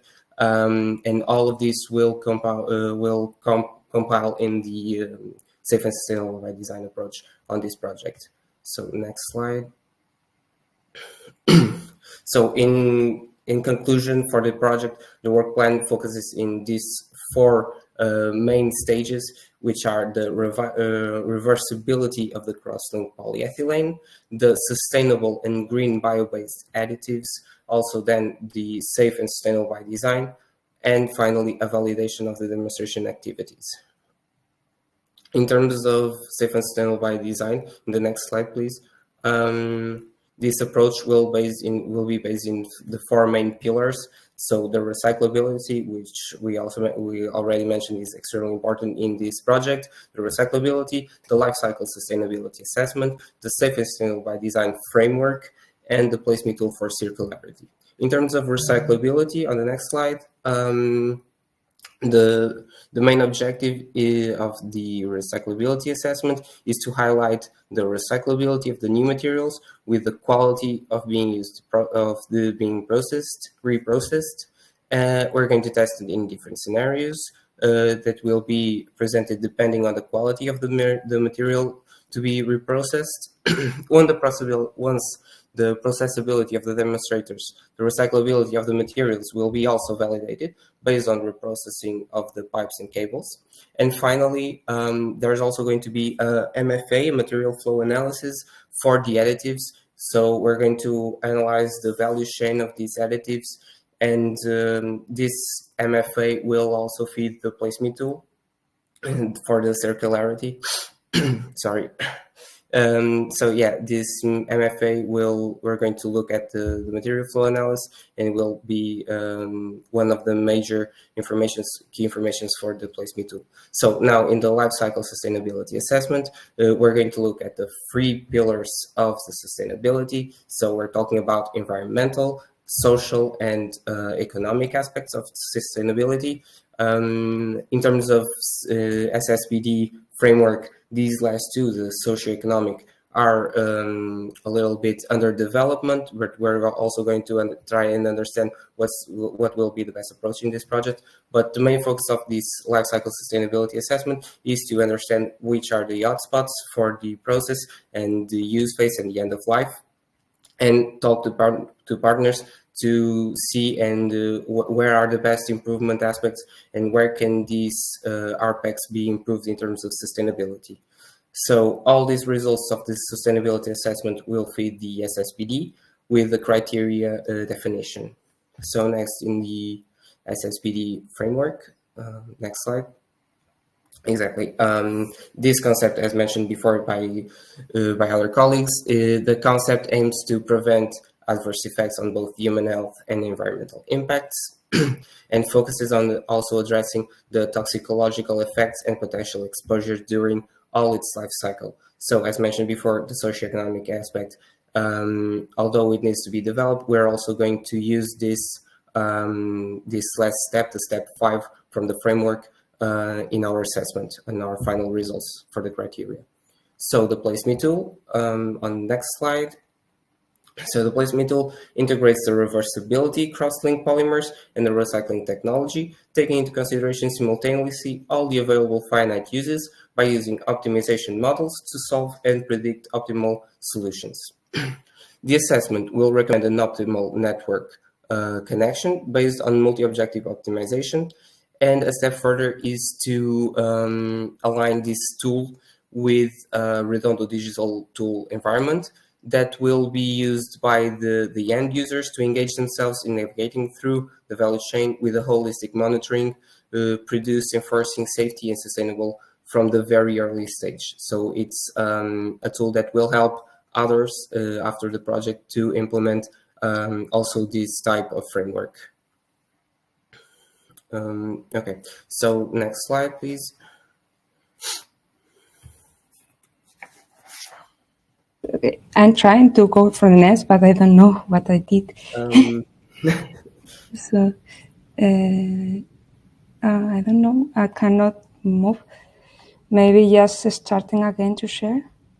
Well, I can try to share it as well. No, I can't because I think. Okay. Well, sorry for this inconvenience. No problem. No, because well, I have controlling very well, and now I don't know what I did. Okay, I will start sharing. Sorry for that. Now I cannot find the. Okay. Well, sorry. So Elena, if you want, I can remove your screen share, and so that either you or Diogo can. Okay, I will. Okay, let's try again. I think maybe.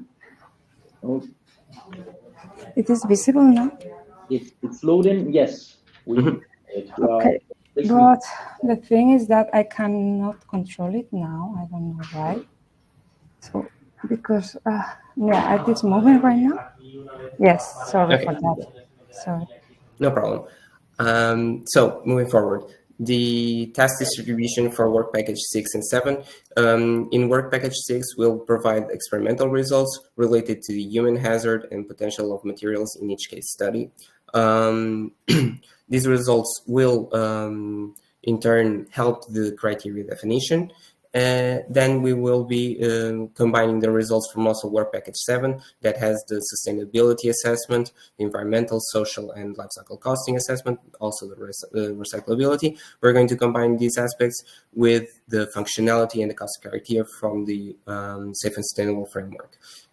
Finally, the integration of these criteria will result in a human and environmental risk assessment score obtained from each case study, which is the final result that this framework wants to develop. Okay.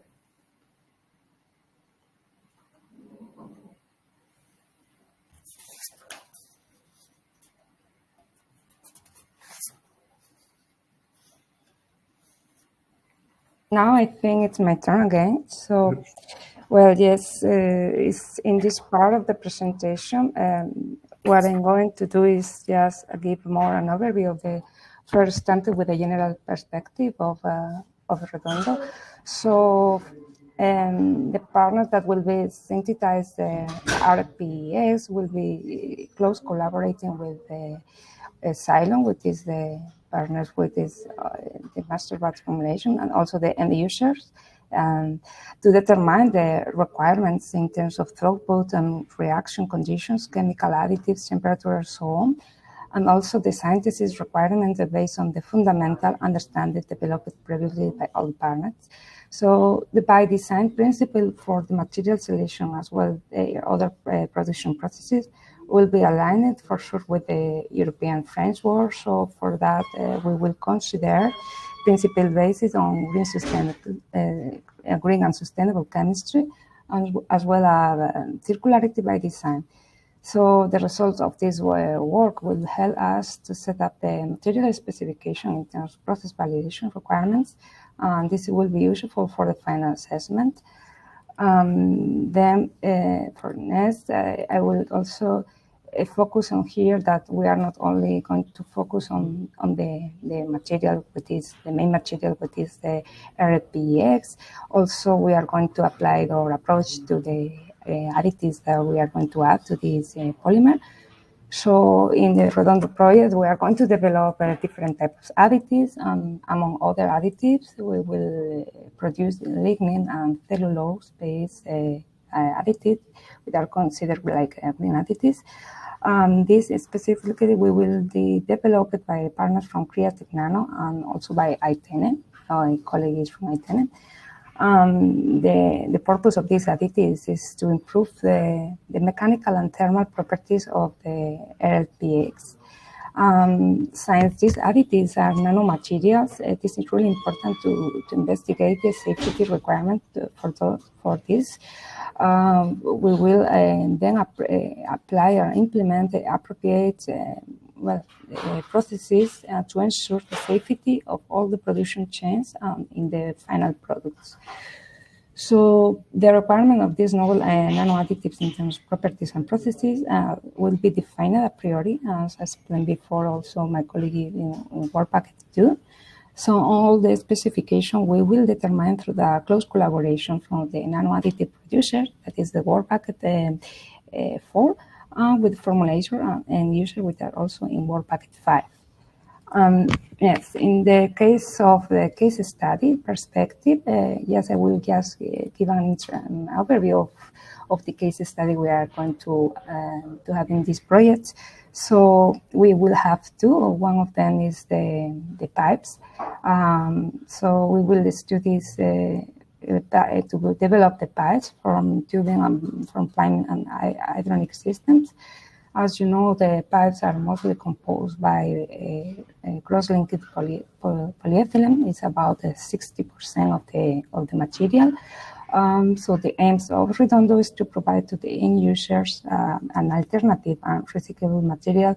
And of course, we will need to provide a free of toxic substance material. During Redondo, we will develop 3 different types of pipes, so with different diameters, that will be all developed using recyclable cross-linked polyethylene.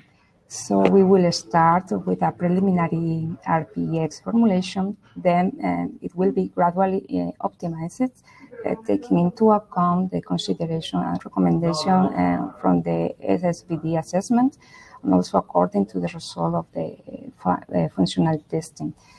Okay. In the other case study that we have in the project, which is in the formulation of photovoltaic cables, well, these cables are used to connect the solar panels and other components in the photovoltaic system. And as you see here, this is a real images of this kind of cable. It is double insulated.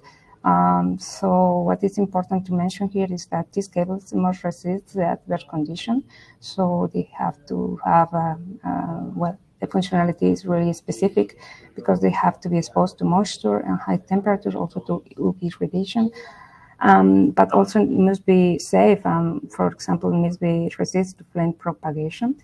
They will be developed following the corresponding normative to ensure the technical properties, but also ensure the safety and durability of these products. So safety and sustainability aspects will be considered also for the evaluation when in the validation stage. And now, I think if what I'm going just to explain is well, it's a little bit. I would like to introduce case study, but now I introduce the case study. I would like to talk about how we are going to approach the SSVD assessment following the well-known step of the GRC framework. As I commented at the beginning of the presentation, we'll be focused here in safety aspects. So it's because of that I will just comment first in the three first steps. Also, I will explain the assessment conducted during the steps. And then my colleague Diogo will come again and talk about the details of the sustainability and social assessment that is conducted in the 4 and 5 steps. So in the first steps, we are going to do is look at the chemical properties of the substances. So for that purpose, also we will deliver specific questionnaires. And in the case of the previous talk, we will have also a general questionnaire for deliver to the partners and collect the information regarding the substances that are using and all the specific physical chemical properties of material. So what we are doing then is to establish a criterion according to the intrinsic properties. We will be able to classify these substances according to the different hazard categories. And then we come to make some recommendation in the substitution of that one that doesn't meet the safety criteria. For the second step, what we do is like, okay, so we are going to assess the human health and safety aspect during the production process. On one hand, we are going to experimentally evaluate the hazard of the chemicals by conducting in vitro tests. Also, we are going to analyze the potential emission and exposure of the substance at the workplace. So for conducting this assessment, we will need a coordination, really good coordination with the partners in charge of the material development. So this is the work package 3 and 4 partners, basically. Since they will need to send samples for their analysis, and also because we will conduct exposure campaigns in their facilities to characterize the exposure. So in this stage also we have some questionnaires that will be delivered and prior the campaigns. So in this way we can understand very well the process that they are they produce in the production process and select the proper instrumentation and equipment for the measurement. And depending on the result of this assessment, we can also recommend the implementation of safe and material strategies. It will include, for example, the modification of the redesign of the material by applying surface chemistry. Also, we can recommend some safe by process strategies that can be like implementation of modifying some aspect of the production processes. The following slide, yes, is the third step, and this take care of the human health and the environmental aspect in the final application phase. So the goal is basically that, and we are just aiming to determine if any of the chemicals or material used in Redondo and in Redondo final products will cause any risk to human health of the environment. So for this purpose, we will test the final product during laboratory experimental tests, aimed at the simulation of the real condition of the usage. In this manner, we could assess their safety, but also their functionality with a specific test for that. At the end, we will all these results. What we are going to do is develop environmental and healthy safety roadmap to provide and help the stakeholders on the design of Redondo materials and final products. Now, what I'm going to just explain is a little bit more of the detail of the assessment that we are conducting during these three steps. So I will start with just remembering the objectives of this assessment. So one of the objectives is to consider safety of the reversibly cross-linked polyethylene. from the early stage of the development and to identify the critical parameters that could affect the safety of the risk. So also we are aiming at the generation of the experimental information of the toxicological profile of the chemicals and material used during the whole life cycle. And last, another objective will be to define a criteria regarding the safety of the RPX products and the additives. So for the safety assessment, then we will define these safety criteria from the early stage, as I mentioned before. The safe by design strategy will be aimed at minimizing risk and consideration the properties of the material itself. I think this is a little repetition of what I have presented before, but okay, coming to the particular case of Redondo project, we will generate the toxicological information as well as exposure information in work package 6, but we will need the information coming from other work packages, and especially from work package 3 and 4, which are in charge of the material development. This slide is just more focused on what we are going to do in terms of the assessment. So you can see more details, specific assessment, and conducted under task 6.3. This is for the toxicological assessment. We will perform this test, which are based on OECD protocols, using human cells that simulates the main entry routes in the human body. So in the case of the inhalation route, we will test the materials in alveolar cells. In the case of dermal routes, we will use an epidermal. Okay, I think you are not. Okay, this is the animation that I want to show.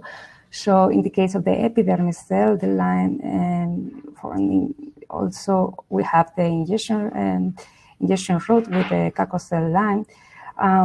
They are representative for the colorectal epithelium. So the potential effect that we are going to study will be the cytotoxicity of the materials, but also with cytotoxicity is the effect on the cell function. And the genotoxicity will give us the information about the damage in the DNA. And also we are aiming to study the inflammation response of to the materials. The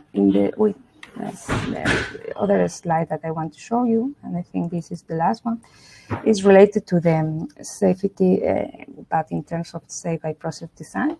So the assessment related to the occupational exposure will be included 3 main stages. In the first one, we will analyze the process, and it is because we are sending this questionnaire with questions related with the workplace, like the dimensions, the operations, the workers that are working, and the chiefs.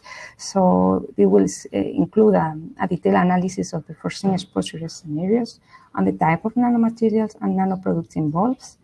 And the second stage, we will do a pre-analysis of the potential risks and exposure stages during the life cycle following the exposure models.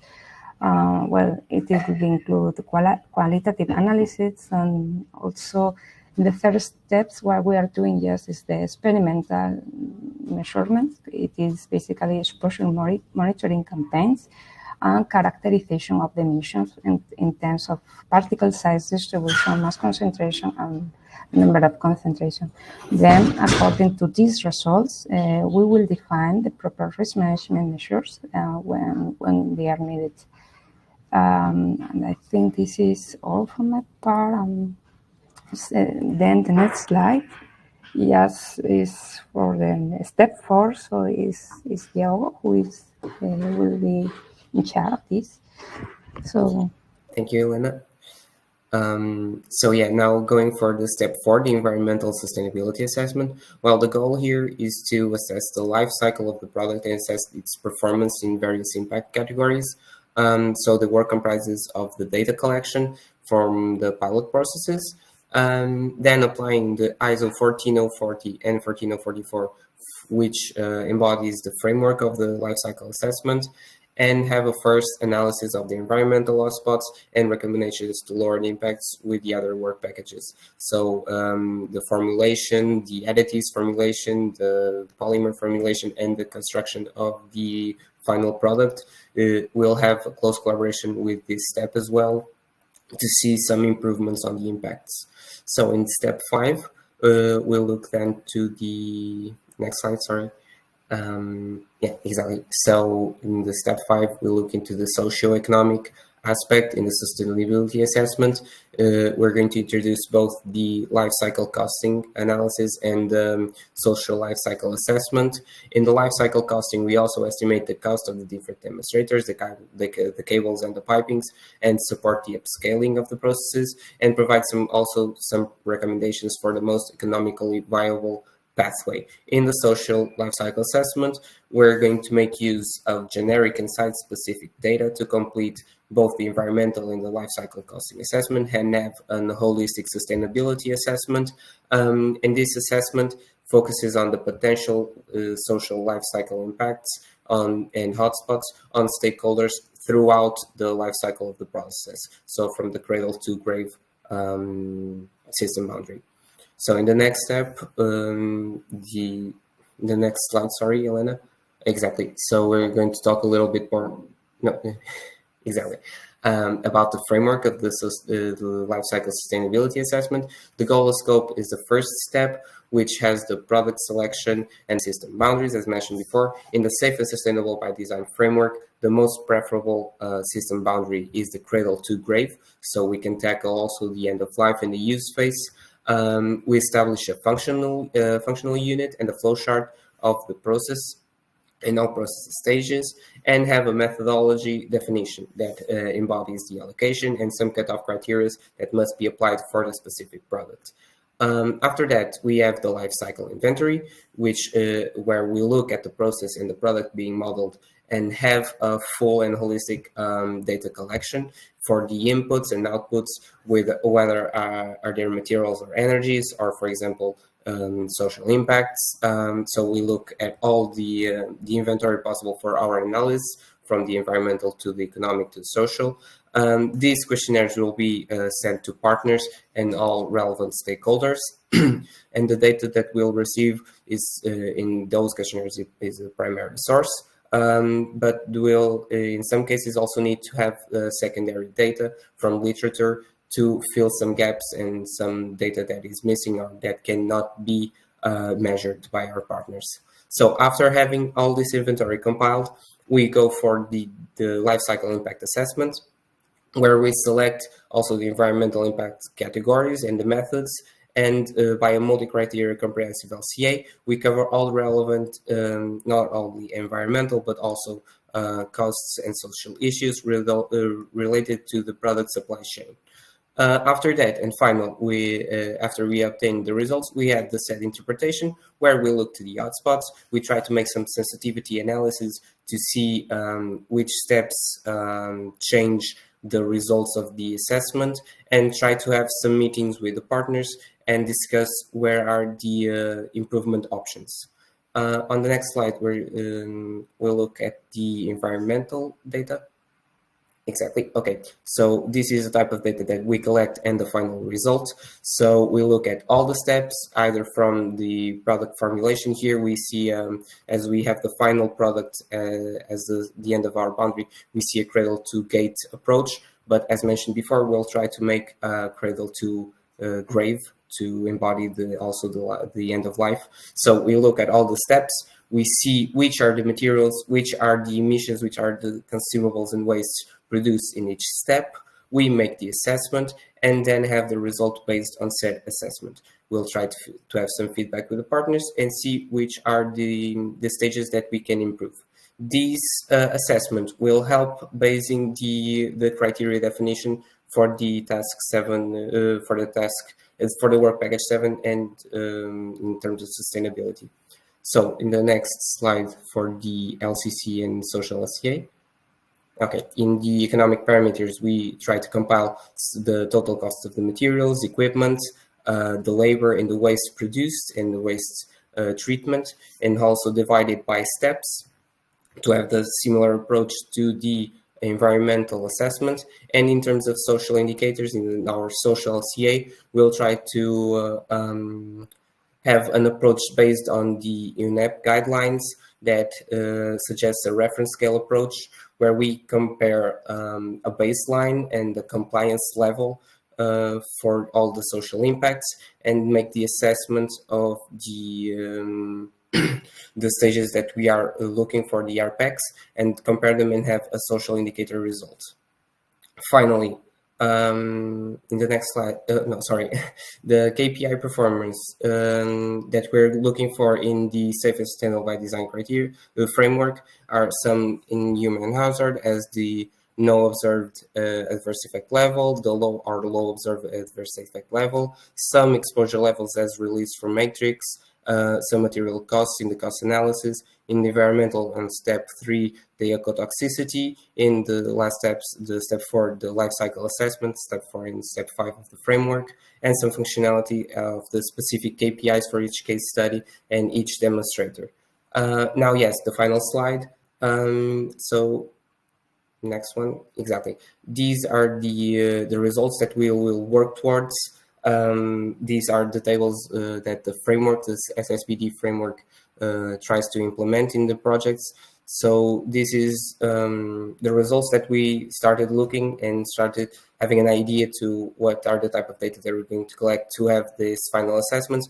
This is the work that we're going to work towards to feed the rest of the work packages and to understand and have some feedback to which indeed is the best approach for the RPECs.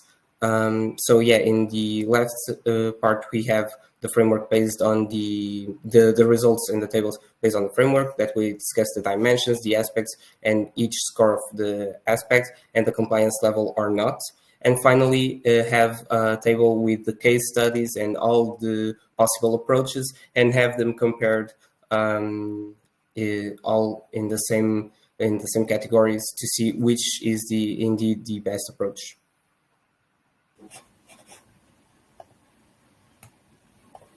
Thanks a lot, Andrea. It will be me who is starting.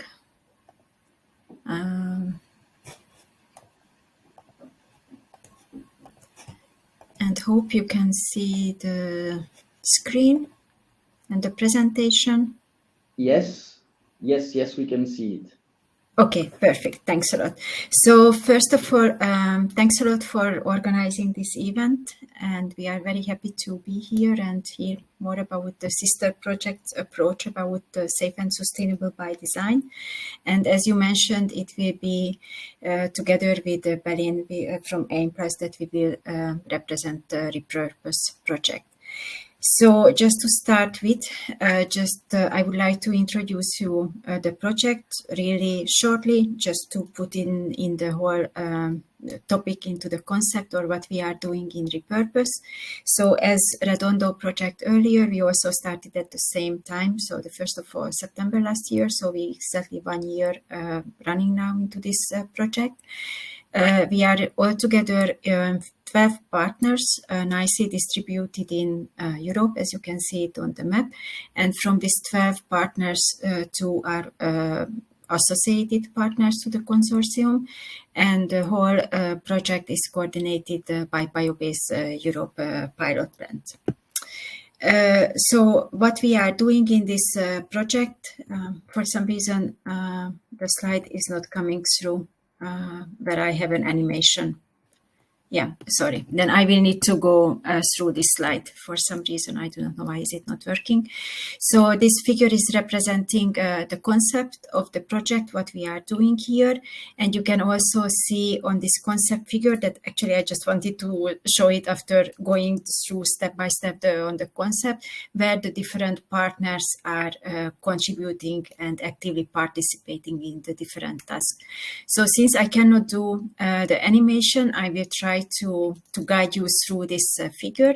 So if you look at the left side of the figure, you can see that actually we are starting our value chain from locally produced post-consumer waste. It's two different wastes that we are considering. On the top, you can see that it's plastic waste and it's also paper and cardboard. These are the two wastes that we are considering in this project. Both of the waste are actually treated. So the plastic waste is depolymerized by enzymes, and we have partners who are developing the enzyme within the project. And the paper and the cardboard, it's also degraded by enzyme, but it's also the produced carbohydrate or the sugars afterwards used to fermentation to produce the building blocks. So this is how we call the REP building blocks are actually originating from these two post-consumer waste. Then there is this building block production is actually upscaled by us. So this is where we can demonstrate these processes in higher TRL level. And when the process is upscaled, then we are able to deliver these building blocks to our partners who will actually develop the polymer, the polymerization. They are able to process it. And as you can see on the right hand of the slide, we are targeting three different applications at the end of the project. It's consumer good, it's automotive, and it's building industry. So these are the three sectors that we are targeting in the project. But of course, since we talk about recyclability, we are also checking that how these materials, after they have been used, can be collected, how they can be sorted, if it's requirement some kind of new sorting method to be developed, or how it can be repaired as well. But we are also looking into how it can be recycled in an enzymatic way. So our partners are also looking into developing enzymes that are specifically targeting this polymer that we are developing in the project. This polymer, we call it REP polymer, and this is actually the name of the abbreviation of the project repurpose is coming from. And this is a thermoplastic elastomeric material that we are targeting for these three different applications, as I mentioned before.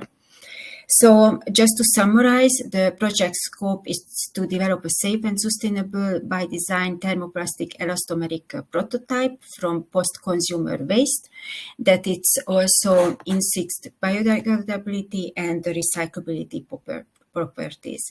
So to ensure that we are fulfilling all the requirements, there are four pillars that we are considering during the projects. The first one is to ensure the safety and recyclability of the plastic that we are developing, enhance the safe and sustainable by design process in the plastic sector.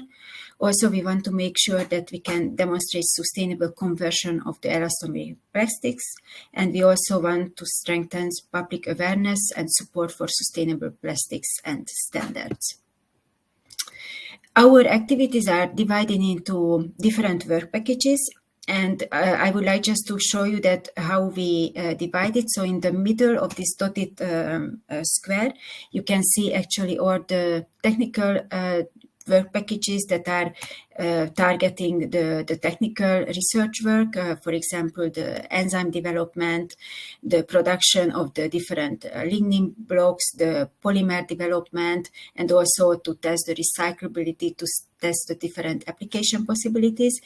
And as you can see, we have a dedicated work package to safety and sustainability by design that it also contains LCA analysis, of course. And Pelin is the one who is leading the work package too, and therefore she will take over the presentation from me in a second.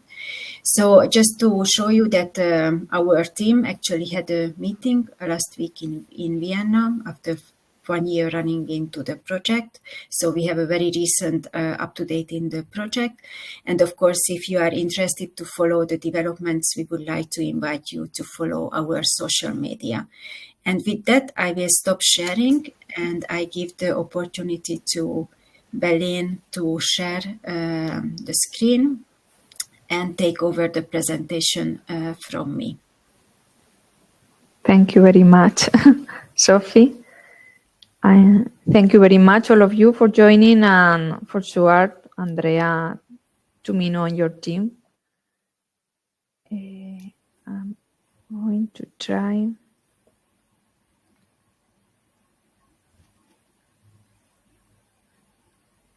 Can you see the presentation? Yes. Yeah. Okay. Thank you. Okay. As Sophie has explained, I'm the WordPacas leader of this one focus on safety and sustainable by design, WordPacas 2 in our case, and these are the main objectives to be achieved in it. The first one, of course, it will be to analyze and align the framework conditions related to the development of these new REP polymers through this safety and sustainable by design approach, but also considering at the same time the just transition mechanism through a responsible research and innovation concept. We will go into more detail later. One of our main targets also is to produce an inventory of additives, quite general for the plastic industry, but for sure more focused in our applications and in the polymers related to our raw materials that we are using as feedstock from the waste, and with the families of polymers that we are going to develop within this name of REP polymers. So in this sense, this inventory of additives, their main aim is to have as much information as possible, because it's true that in the inventory developed by ECA and other related organizations and in different regulations, etc. It contains a lot of information, but sometimes there are some gaps.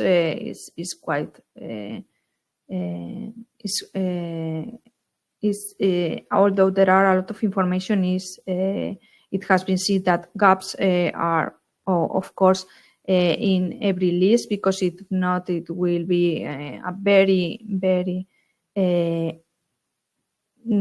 very long information that could not be said in this type of documentation. So our aim is to go into detail in the additives information related to toxicity and functionality with this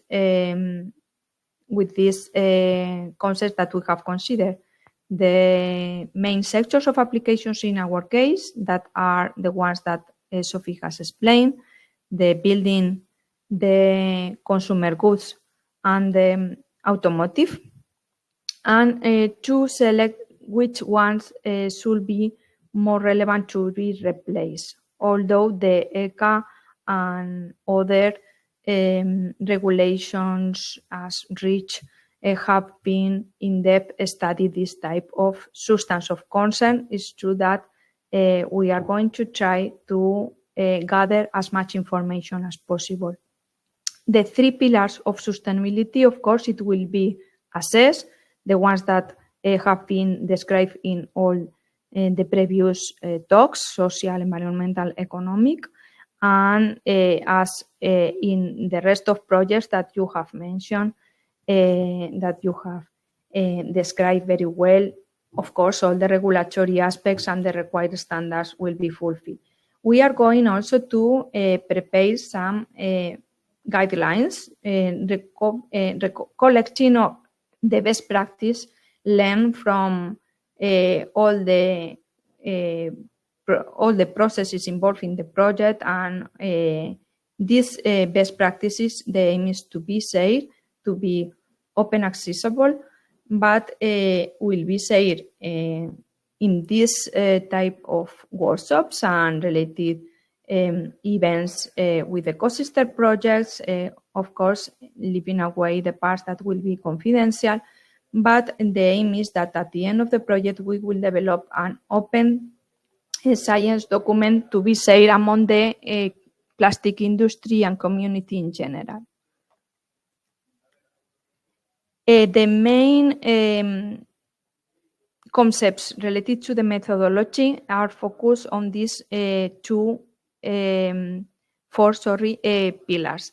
The safe by design, in which one of our main challenges is to produce plastics free of additives, of course, the ones that represent any kind of hazardous properties, but not also the polymers, as has been mentioned also in other speaks, but also related to the monomers that are used to develop the polymers, but also the additives.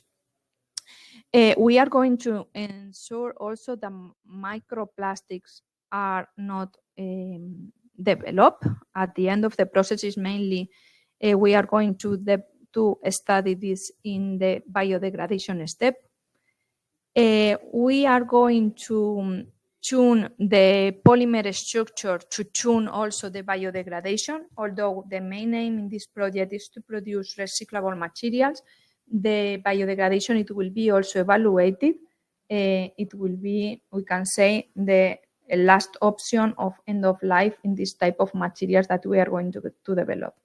And of course, has to be fulfill all the regulations related to the safety concepts, but also with the applications, with the technical requirements and the sectors of applications of each one of the products that we are going to develop. In other block, we can talk about the functionality and the process design.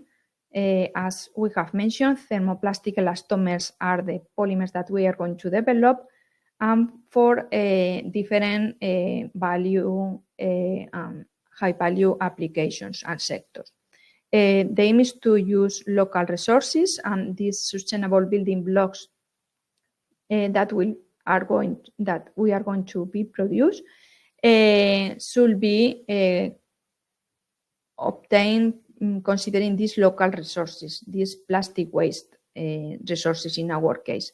The biotechnology, it will be the main route to be developed, and the polymerization will make use of existing and conventional equipment, but taking into consideration for sure that we could include some advantages, some tools to make more sustainable the processes, like the monitorization, etc. The upscaling, it will be addressed to reach this TRL 5Cs at the end of the project,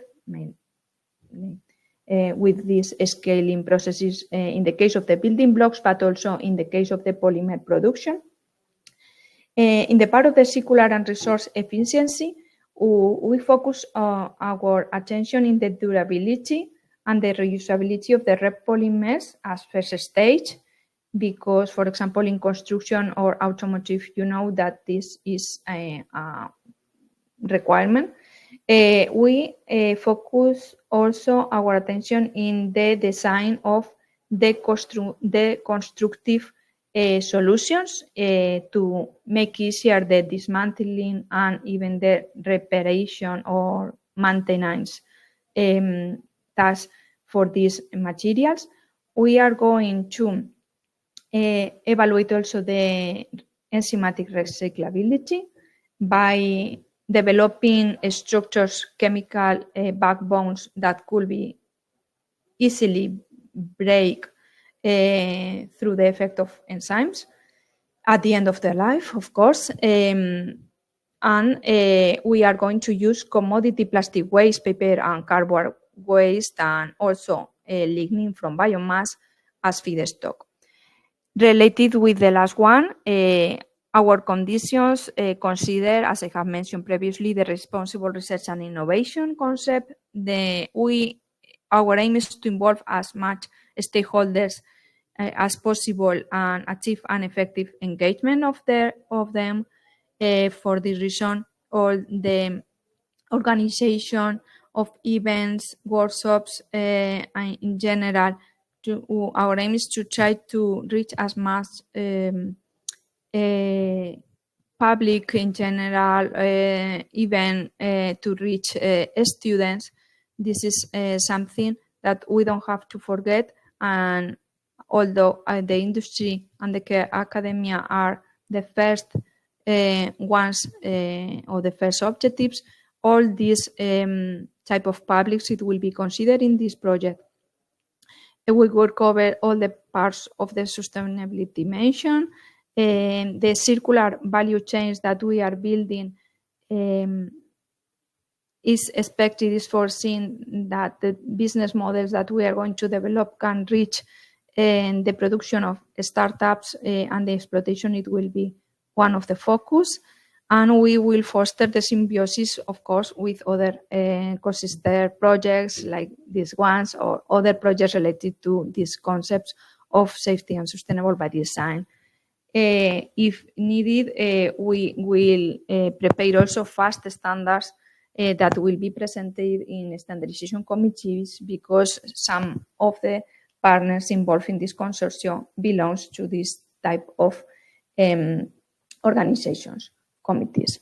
Our approach is multidisciplinary, as you can see here. So we cover all these type of backgrounds, expertise, starting from, for example, from the waste management and valorization with RENASI, protein engineering, by epoch, metabolic engineering, also with the University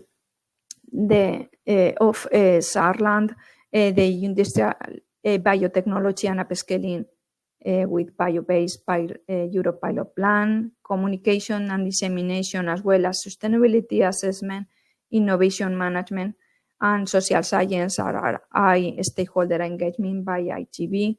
The part of the toxicology with experts in toxicology and ecotoxicology by MATEM, polymer manufacturing, processing and recycling by Before Plastic and M+, the detection and spectral analysis by photoemission, the production, design, fabrication and disassembly by the University of Aalborg, and the policy, the standardization and regulation by M+ and NABEP.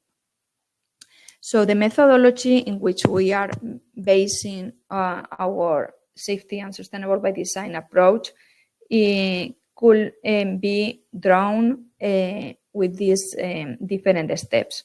The design and the scaling up of the best balance between functionality and, of course, the evaluation of the cost and the environmental impacts. Our aim is to steer the polymer properties. We develop chemical structures to reach the different requirements that will be needed to be used in the different sectors that we have mentioned. We start the work, or we can say that we have started the work, because this is something that it has been the first stage of the project and has already been accomplished with the development of a first rep polymers that could be switched in functionality and properties with some modifications in their structure. So with this starting point, we are in fact developing a platform of rep polymers by combinations of different ratios of bio and waste derived building blocks that have been developed from this waste that we have mentioned, the plastic board, cardboard, the plastic mixtures of coming from local and common waste management sources. We can continue with the development of these building blocks and the evaluation of the process conditions, the rep polymers properties, their processability, and their potential to be applied in the different sectors of applications and products that we have defined. Here you can see some examples of them for these three sectors. We also focus our methodology, safety and sustainable by design approach, in the production of different semi-finished prototypes, semi-finished materials by conventional technologies like extrusion, foaming, injection molding, 3D printing, that will be post-processed and will be it will be subjected to some physical forming to develop the final products. So we will tailor-make the properties by configuring these chemical structures and by modification of the polymers and the processes related to their production. So all the materials that we are going to develop, it will be compared to conventional plastics as benchmarks to be sure that the developments that we are producing are safer and more sustainable than the ones that our aim is to be replaced. We are going also to test for specific applications these materials that we are developing with an end user group that we have configured in the project. And it's important to highlight that the main aim is to reuse or to give long duration to the products that we are going to develop, to demonstrate that bio-based materials could also be switchable to be used for this type of applications. In this sense, we are including a part of recycling by applying design for the construction model based on computational algorithm designs. So taking this into consideration that our first aim is the reusability or the long durability of the materials, and when these materials will not be effective, we will reach at the end their life, because it will not be possible to reach a higher number of cycles of reuse or repairing, etc. Then they will be recycled. It will be recycled by mechanical recycling first as a preferable end of life, and chemical recycling in other cases. Finally, the biodegradation, it will be also evaluated, as I have mentioned. But it will be the last end of life as preference in our case.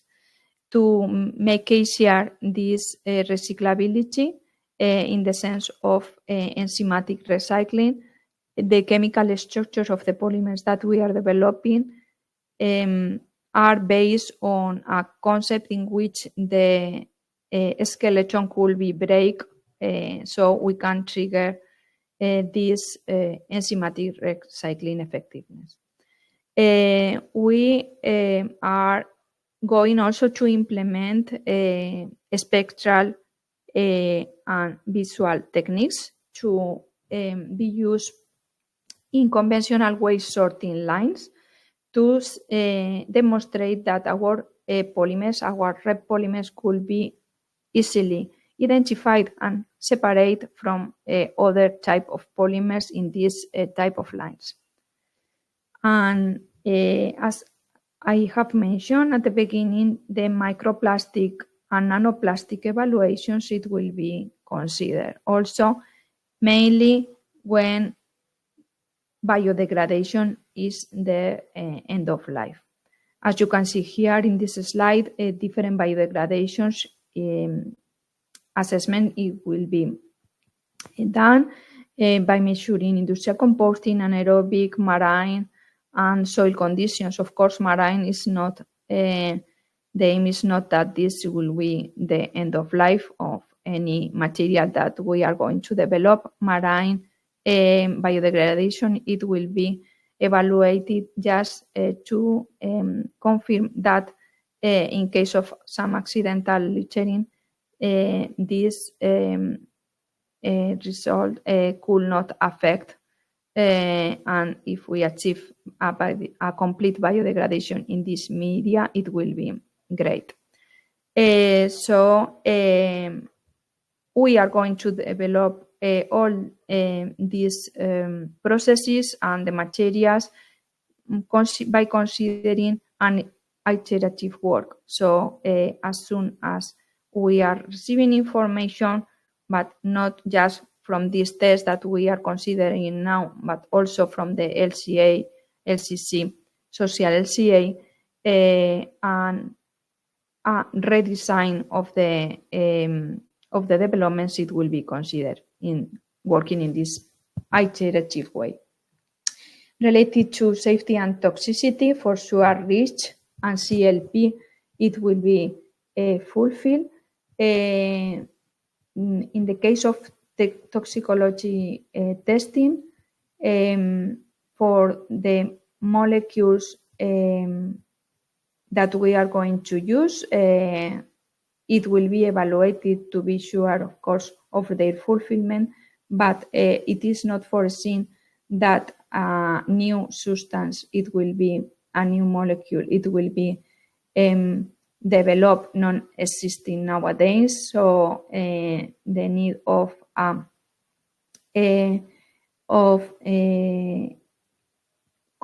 the consideration of a non-registered molecule is not foreseen, but in case that this could be the case, of course, all the testing required for their registration as a new substance, it will be considered. All the tests related to allergenicity, migration, skin oral contact risk, it will be evaluated for some applications, of course, for the ones that have sense to be applied. This is the case for some of the consumer goods that we have identified as applications, and we will study any potential risk related to the formation of these nano and microplastics. And related to ecotoxicological evaluation, of course, both the repolymers but also the building blocks, it will be analyzed. How we are going to apply different tests. Here you can see that for sure standardized toxicological methods based on REACH and the OECD methods, ETC, it will be applied, but also we are going to apply, because they are already developed by one of our partners, MATEM, some new approach methods. It will be applied for endocrine disruptive testing. So the testing, it will be applied also to conventional plasticizers and additives identified from the market with these new approach methods to measure the toxicity in fish embryo and the endocrine disruptor effect of them. And it will be used as reference for the materials that we are developing. Other important thing to be considered is the comparison related to the analysis and preliminary toxicological screening of the building blocks and the polymers related to the selection of them based on rapid acute toxicological testing, but also some prolonged testing for chronic effects. It will be evaluated. So here in this slide, you can see, for example, an example of some of the methods that we are going to apply on this sense, considering the duration of them from the shorter for acute toxicity to the chronic ones. And the ones that you can see in green are these ones that we can say or that we can have called as new approach methods, and because go beyond the state of the art and have been developed by our consortium partners. Finally, in this part of the methodology, of course, we have to consider the assessment of the 3 pillars of the sustainability that we have mentioned. And we have based the methodology to fulfill with the safety and sustainable by design mainly in the recommendation published at the end of last year, this one that you can see here, in which we have considered also information related to the communication CC7, in which it was defined that this safety and sustainable by design framework should have developed. So in this hierarchy that you can see in this graph, for example, we can see that the elimination and the remediation are the first objectives, the minimization and the control of any effect on humans and environment, and the development of safe and sustainable chemicals, which is one of the main aims of our project. We have evaluated the most critical additives included in the inventory. As I have mentioned at the beginning, there are a lot of information, but mainly they are focused on big families, and sometimes if you don't know which substance are you looking information for a specific substance, is complicated to know if a specific plasticizer or lubricant, or which plasticizer, for example, is less hazardous than other, because you have to look information substance by substance, okay? And in the Plastic Additives Initiative, which has been the base of this ECA inventory, as you can see here, it's true that we can find a lot of information related to different families of additives, but there are hundreds, or we can say better, thousands of families of additives in the plastic industry. So as much information as we can achieve related to the most hazardous substances in this sense to be replaced, it will be better, and this is one of our aims. So we have analyzed in depth the ECA inventory and this Plastic Additives Initiative that I have just shown in the previous slide, and we have seen or we have isolated some interesting information related with key aspects and gaps. And in this sense, we have identified the most relevant strategies to be carried out and to try to achieve as much interesting information as possible for this inventory of plastics and this safety and sustainable by design approach.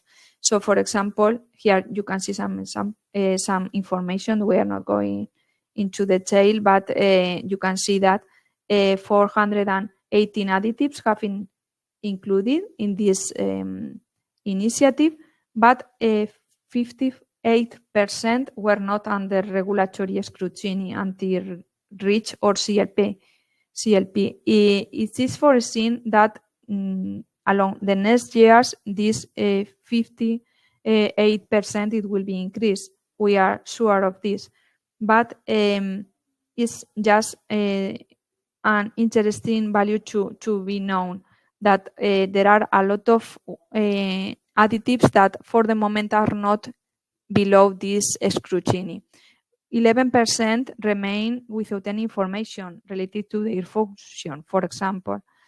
We can say also that most critical additives are compared relative to their release potential. Of course, this is very important, but they are based only in these 4 aspects: the molecular weight, the vapor pressure, the water solubility, and the log the partition coefficient between N-hectanol and water, which is quite related also with the water solubility. So we can say that with these 4 parameters, this release potential has been defined. And in this sense, the most critical additives, and there are a lot of additional parameters that should be considered, and that for sure will supply a more complete knowledge of the hazardous and the critical additives that has to be considered.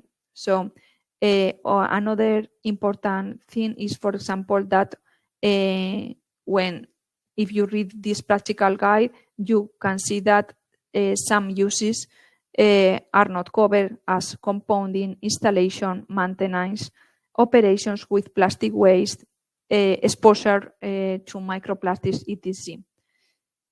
And finally, of course, these practical guidelines have been based on the migration modeling based on the Joint Research Center, which has a lot of information for food packaging applications, for example, but even for food packaging applications, there is a lack of information for several polymers, and of course, for other polymers that are not used on food contact materials.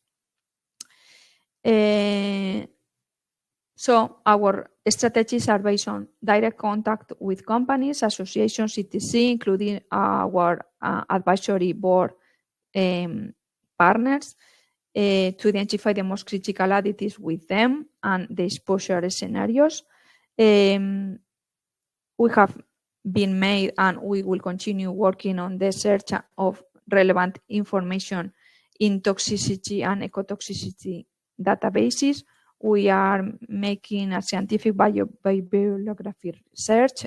We will study in depth the food contact regulation related to non-intentionally added substances, because it contains a lot of information. But of course, these, as I have mentioned, are very focused on this type of applications, but it will be a good base for other applications too.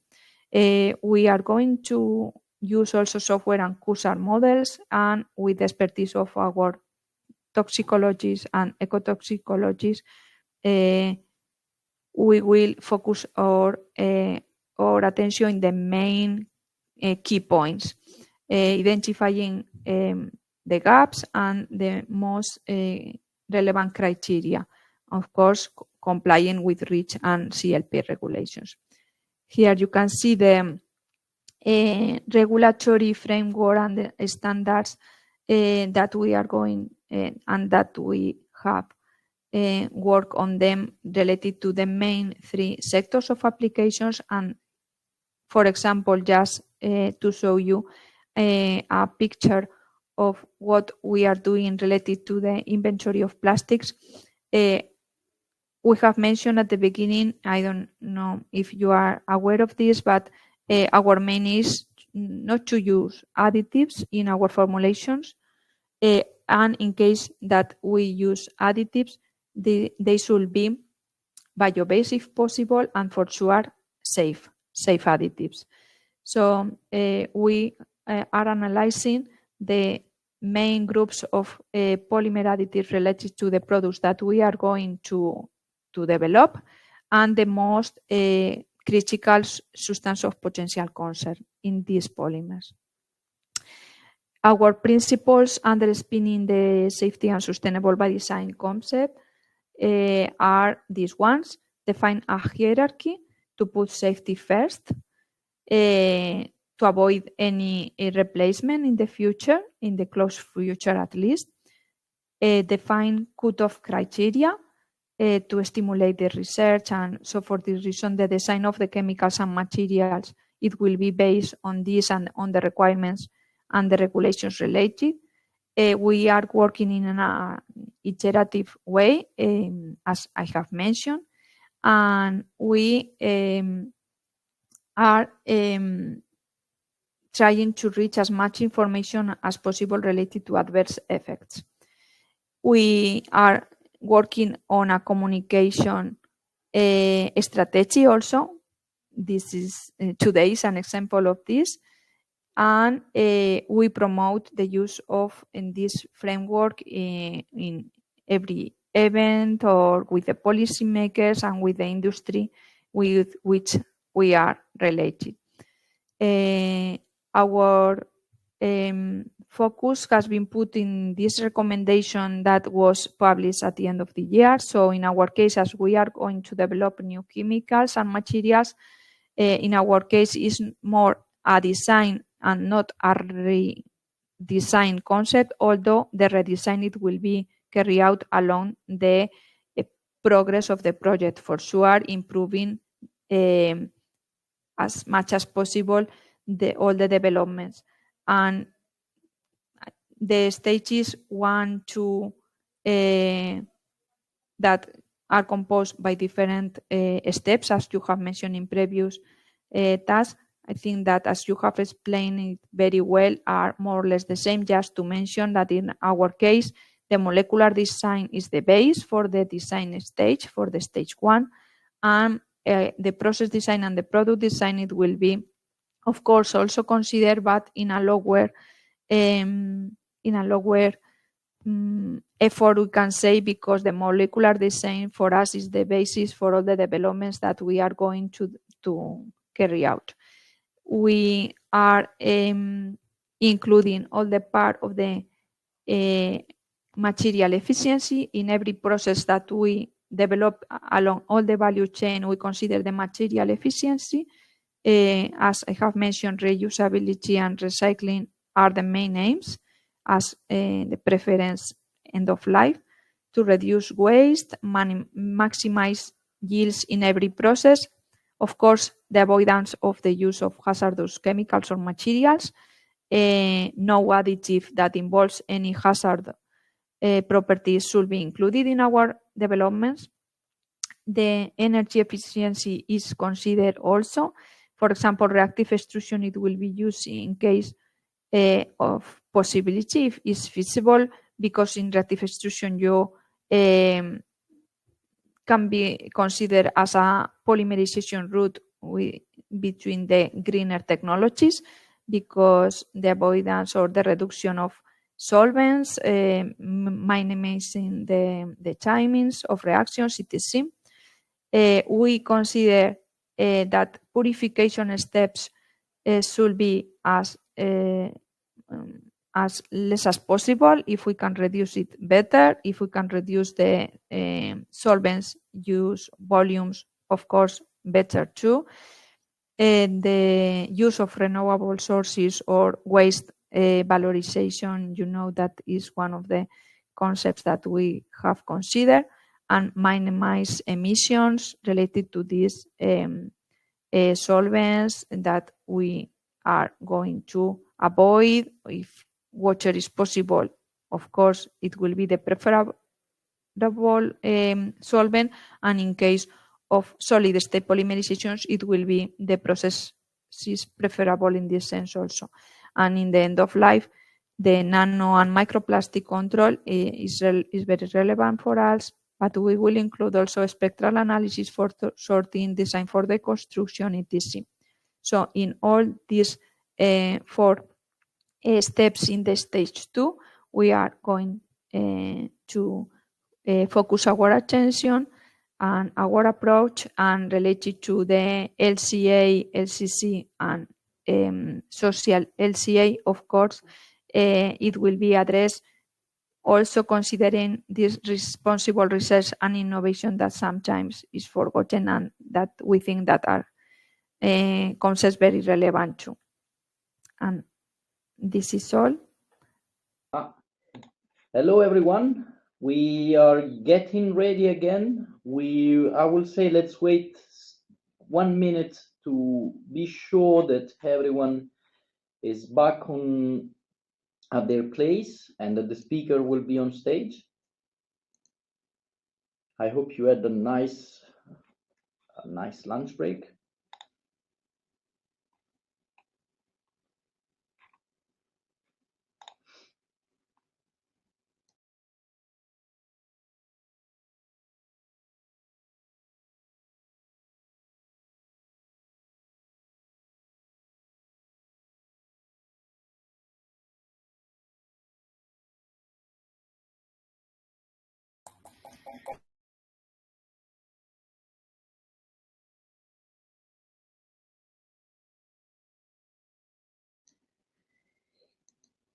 In the meantime, I will ask the last project, so the speakers from Estella project, if they want, they can start already sharing their screen, and then we will make it full screen for everyone from SEWA. Okay, that's perfect. Can you see our screen and can you hear us? Yes. Yeah. Okay. Okay. So let's have a look. People are back, it seems.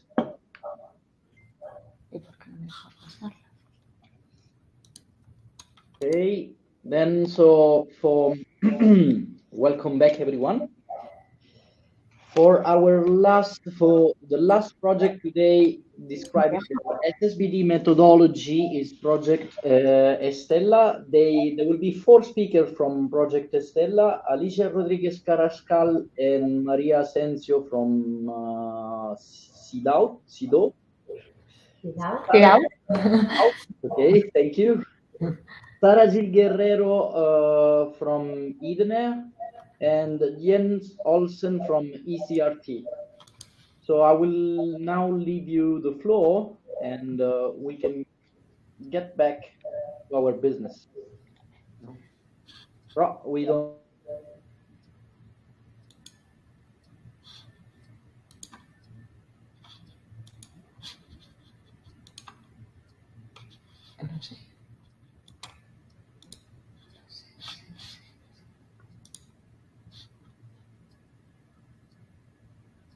Ups. ¿Qué es esto? No. Se ve bien. It's okay.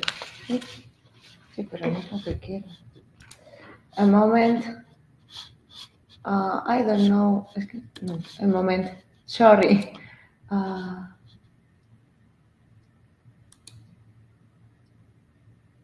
Pero ¿por qué no me deja? Vale. And today my microphone is working. Okay, perfect. Okay. Okay, now, sorry. Hello, my name is Alicia Rodriguez and I work for CIDAO. We are the coordinators of Estella project. Sorry, we still see the Microsoft PowerPoint not presentation. So let me just show you when you click on share screen, you have 3 options. You have to go the one that is most convenient to show the whole screen, and it's the 3rd option. So if you see there are Okay. So in this way we will see the screen you are presenting. Now? Yes. It's loading. Now we see, yes, basically the light, and perfect. That's perfect. Thank you. Okay, no, thank you. So, okay, as I said, we are the coordinator of Estella project, and Estella is the acronym of our project, and the whole title is Design of Bio-Based Thermoset Polymer with Recycling Capability by Dynamic Bonds for Biocomposite Manufacturing. This project owns to the same topic than the rest of the projects that have been presented today in this workshop. Our total budget is almost 5 million. We started with our project in June of last year and will end at the end of 2025. In Estella project, we work 13 partners from 9 different countries from Europe, and in this consortium, we have universities, institutes, research centers, companies, etc. Therefore, we are a solid and complete consortium that we work together in order to achieve our objective. And what is this objective? The objective of our project is to increase the sustainability of thermosetting epoxy composites. To do that, we will work on the whole value chain of the materials, starting with the definition of the setup conditions and the tools in order to be able to have a final recyclable and sustainable material. In this chain, we work in the design of the composites. The composites are composed by thermoset matrices that use can bonds and natural fibers. These fibers are cellulose and hemp. Then we also work in the development and definition of the best manufacturing process for these novel composites. On one hand, we will work with continuous fibers, and in this case, we will manufacture a final prototype for the export sector. And for this, we have chosen to make a platform for a scooter device. And on the other hand, when we work with discontinuous fiber, we'll focus on the construction sector. And for this, we'll make a windows frame. Then, to close and to complete this chain, we will work in the best composite recycling process. To do that, we'll analyze 3 different techniques: the mechanical recycling, the chemical recycling, and the biological recycling techniques.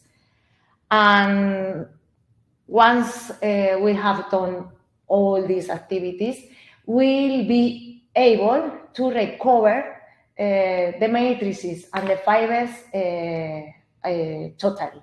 So with this, we have complete our process cycle.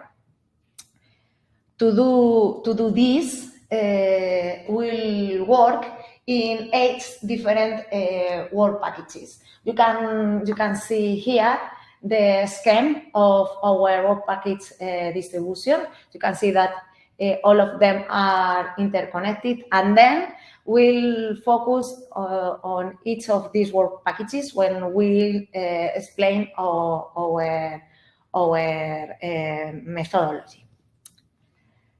But now, if we focus in the SSBD framework, that is our today objective, as we have seen previously in other presentations, the SSBD can be divided in 4 stages: the design and redesign, the production, the use, and the end of life.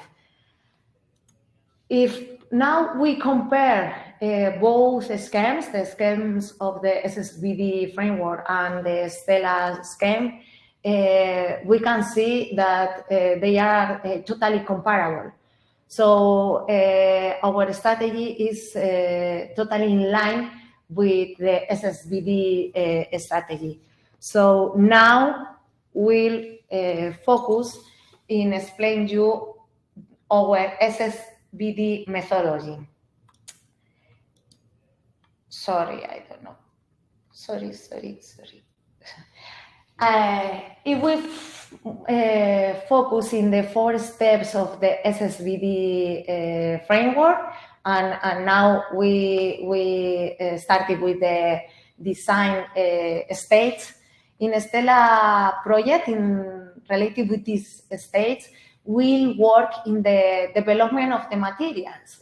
On one hand, in the development of the matrices, and on the other hand, in the obtaining of the fibers. And this will be done in work package 1 and will work package 2. With this, we are looking for safe and sustainable materials. But on the other hand, related with the design, we work also in the LCA, in the social LCA, and in the LCC, and it will be happen on work package C. If we continue with the production stage of the SSBD framework, and we look to our project, we can see that in work package 3, we are working in the design and manufacturing of our composites, and always considering the most efficient recycling technique for the composite reprocessing. We continue with the use state, and for that, in work package 5, we will carry out a complete safety and exposure assessment. And if we end this cycle focusing in the end of life, in Stella project, as I said, we'll work in the recycling of the composites and the matrices, and this will happen in work package 1 and 4. And with this, we'll have covered all the cycle of the SSBD. But also, we cover cross-cutting aspect. And in work package 7, we'll work in the dissemination, training, and skill dissemination of our results and of our developments. On the other hand, in work package 6, we'll focus in the development of the economical and innovative business models. But as we saw previously in the previous slide, all our work packages are interconnected. So at the end, all Stella project will work at a whole with the objective to comply with the SSBD objectives. And now we would like to show you our strategy more deeply. And firstly, we'll start with the presentation of the main SSBD actors in our project.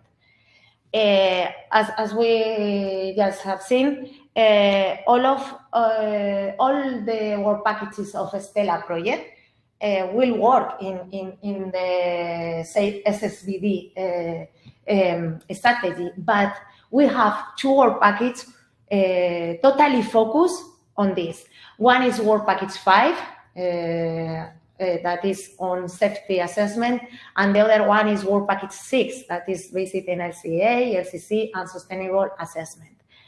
Now, I'll give the floor to my colleagues, Sarah Hill and Jens Olsen, and they will explain you deeply this SSBD approach. So I think it's best that Sarah share her screen.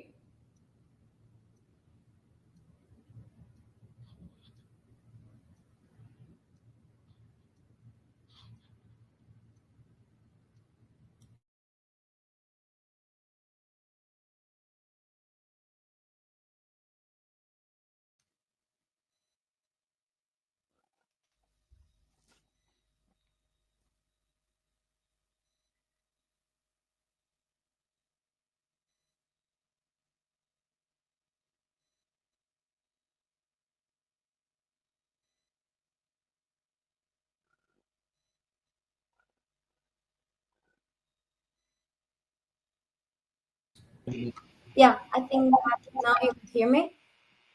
Yeah. We hear you, but we don't see your screen.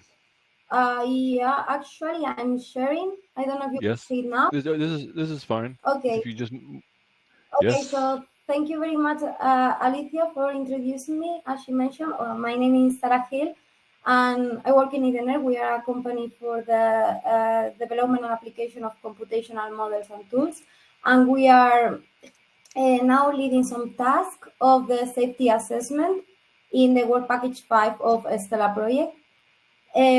Probably as most of projects that has introduced their projects today, we defined the task of the Work Package 5 prior to the last release of the recommendation of the SSBD approach.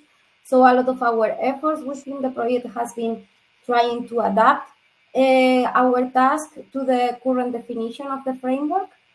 And today I'm going to try to introduce you how we have adapted our task to a hierarchically stepwise approach that guide the decision making of different work packages regarding the safety dimension, and also which of the tools and strategies and methodologies that has been recommended within the Commission and projects related with the framework that we have introduced in our task.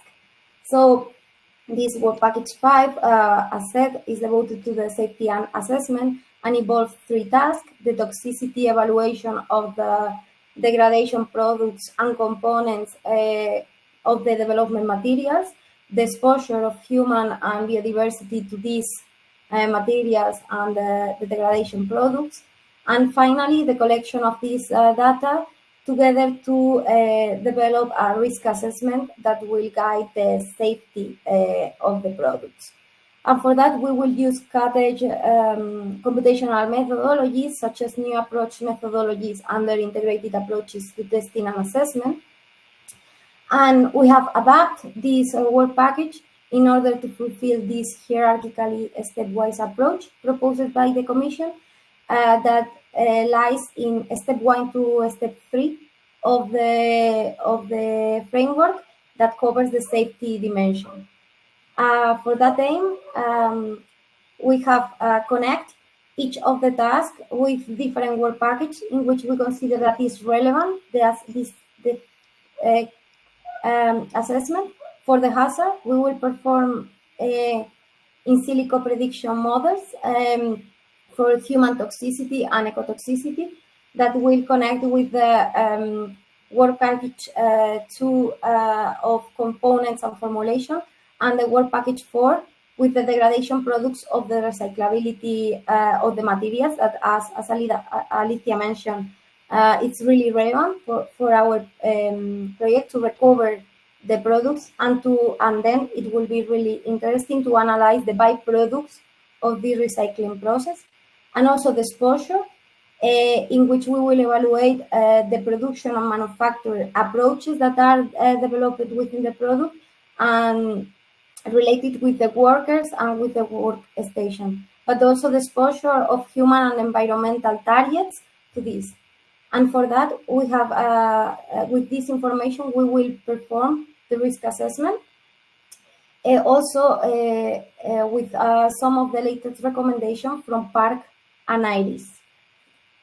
Okay, so for the hazard, as said, we are going to perform model-based evaluation of human targets and environmental toxicity. For the human targets, we will really consider the application of the materials. For example, as Alicia mentioned, we are going to focus in some value chain of the Windows frame development. So in that, the skin sensitization of a human will be a really good thing to evaluate, but also the non-target environmental endpoints will be evaluated. So model species for the different environmental compartments will be assessed. And we will try to adhere to the recommendation of software platform and resources from PARC. So we will rely in trustful platforms such as QSR Toolbox, Vega, and databases that are curated, such as the EPA, the Norman, the EFSA. However, as we are not with the materials, and I think that Belén from Repurpose already mentioned that there are a lot of data gaps even in the regulated formulations and compounds. So in order to fill these data gaps, we are going to perform specific models that will be based in QSAR models with quantum descriptors when not other data is available, or even adverse outcome pathways for those compounds in which the toxicity mechanisms are not properly defined. That will be performed not only for filling the gap for those compounds that has data gaps in the REACH or ECA regulation, but also those that are not indeed regulated yet. Then for the exposure, it will be really important to evaluate both two types of exposure: the occupational exposure that will be really related with the work package 3, in which we will evaluate manufacturing process regarding also the source of risk and the potential hazard to the workers, and also the environmental exposure, which will be really connected with work package 5 for in terms of the byproducts and the degradation products that can reach the ecosystem. And for that, we will, together with the partners of these work packages, we will identify the source of risk. We will characterize the different pathways from which these compounds can be available to the targets, and we will estimate the exposure levels based on a predefined criteria. We will define a low, medium, and high risk of exposure, and we will define our models considering this. And finally, for the environmental targets, we will also evaluate the bioaccumulation, persistence, and toxicity of these degradation products by performing modeling of dispersion, transport, and fate. And also, we will gather information about the potential degradability from partners in the work package 4, but also the potential biodegradability of the degradation products or byproducts of this recycling process. Then, by integrating the toxicity, we will be able to perform some models in tools that are accepted by the Commission, such as ESETOC, about this exposure, and then about the risk assessment. I would like to explain you how we are going to do this hierarchically, following the recommendation of the Commission from step 1 to step 3. The step 1 will be the hazard assessment of the chemicals and materials, and this will be really relevant for the work package 2, in which the design phase of the thermoset polymer with CAM and the obtention of natural fibers is going to be done. So for that, although this task has not yet started, we have already predefined some criteria regarding safety with the creation of an inventory, collecting all the hazardous compounds and the candidates for substitution that are commonly used in the plastic industry, but also we will take that as a guide for as a criteria for taking them off of our formulation, but also we have created an inventory with the formulations with a promising alternative of compound solvents that are mostly bio-based or non-harmful, and that has served as an input for work package 2. Currently, now they are working in the development of the thermoset polymers, and we have prepared some questionnaires for the partners that will serve as input for step 1, the hazard assessment, in which we will perform the in silico model and different data mining process for gathering the intrinsic hazard properties, not only toxicity, but others such as volatility, inflammability, all these kind, and will serve as a guideline for task 2.4 and task 2.9, in which the selection and production of the epoxy resin formulation will be performed, so as the natural fibers. Once the design phase is covered, in the production, we will evaluate the human health and safety aspect of this stage, and is closely related with work package 3, where the manufactured composites process is defined. Again, a pre-criteria has been defined considering the requirements of the composite manufacturing. And here we want to increase these requirements not only to the efficiency of the process, but also to the safety of the process. And also with my colleague, probably, with the sustainability of the process economically and environmentally.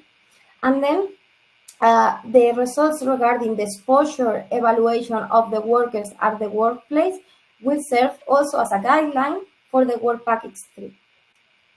Finally, in step 3 of the safety assessment, we will evaluate the environmental aspects and the human aspects considered in the application phase.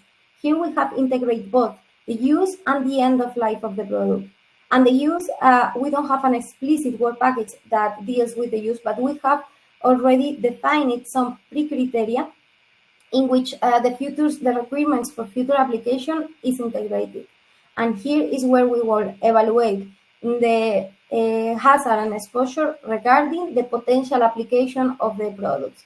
Finally, for the end of life, this is a really significant, relevant work package in the project. So we will take care of evaluating the degradation and byproducts of this recycling with both hazard evaluation and exposure in environmental compartments. And we will take into consideration the target recyclability that has been predefined in order to make some guidelines for the choice of one or other recycling method between mechanical, chemical, and biological. Altogether, we will give an overall perspective of the safety of the products in the different stages of its life cycle, and we will try to support the framework with the efforts made collecting data, as we will try, when it's possible, to share it following the FAIR principles, but also we will try to adhere to the latest recommendation that comes in regarding the safety dimension. And now I let you with my colleague Jen Olsen, that is responsible of the sustainability part. Thank you very much. But I do suggest that you handle the slides, because I don't have the. Okay, no worry, I will share them. Yeah, you can just. I think you have all the slides. Might keep you on it. Okay, so just let me know when you want to switch. Yeah, that's fine. Yeah, we need to do the total assessment of LCA, LCC, and the real issue we have when we do these assessment, the economic assessment, the social assessment, and the LCA, LCC, is that at this level, and it seems to be at the level of most of these projects. These are all research projects, and most of the materials are made in laboratories. And when we are talking about economic life cost, lab results are really of not much interest. Social, well, we are, of course, living human beings in the laboratories, but we are not the real ones who do the production. And environmental, LCA, LCC, and safety, well, our safety might be important, and the way we do things might be important, but the real thing is the real production. Let's take the next. Sarah, will you switch? Thank you. We do the analysis as good as we can. The life cycle assessment is an assessment that mostly focus on the CO2 emission of the products, and CO2 emissions of the lab scale production is of no interest. We very often have to go and look at basically find products that are alike what we look at. and we cannot really. It's often that the databases that we use for the analysis are not sufficient to find the correct data. We need basically to construct data, and therefore it's difficult task. So these analyst works, we have the plan for it, but we do not have the work in progress for the simple reason that the ingredients in the products that we produce and intend to produce are not defined yet. Until they're defined, we cannot make these analyses. But what we can do is, of course, to prepare so the analysis, the software and the tools are available and ready to be used. And what we can do, and what I find to be very important, was Sarah expressed, is we can analyze the hazards in connection with the products and the recyclability of the products from day one, so we avoid the hazards that really should be avoided before we start to make too many steps. Let's take the next one, Sarah. And the LCA is done in accordance with the ISO standards. It's the CO2 impact that we measure.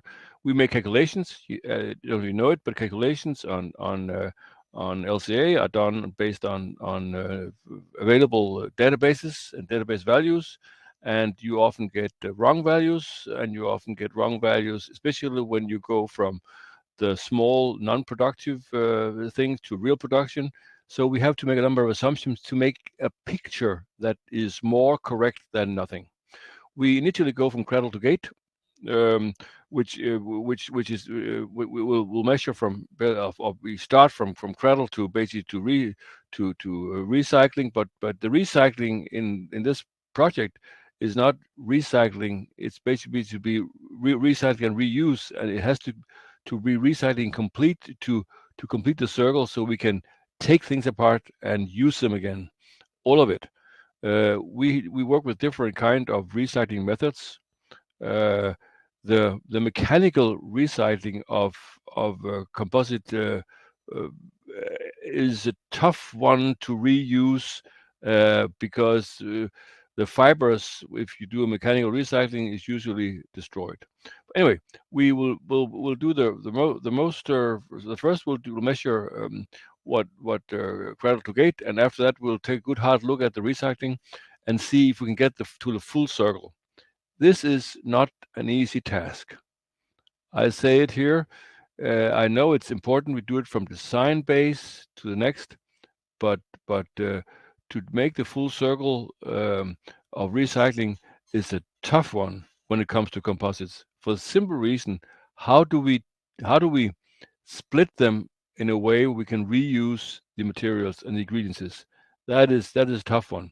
Especially, we have requirements to the use of the composite.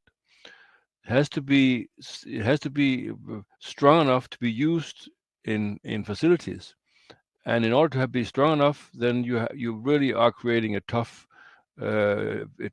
situation when you need to recycle it. Anyway, this is what we have been dealing with for a long time, and we haven't solved it completely yet, but we'll move on. Okay, Sarah? Yes, and I think we pass on now to Alicia. Yeah, Alicia, do you want me to stop sharing and you continue sharing? Yes, I can share my computer. And thank you for your help, Sarah.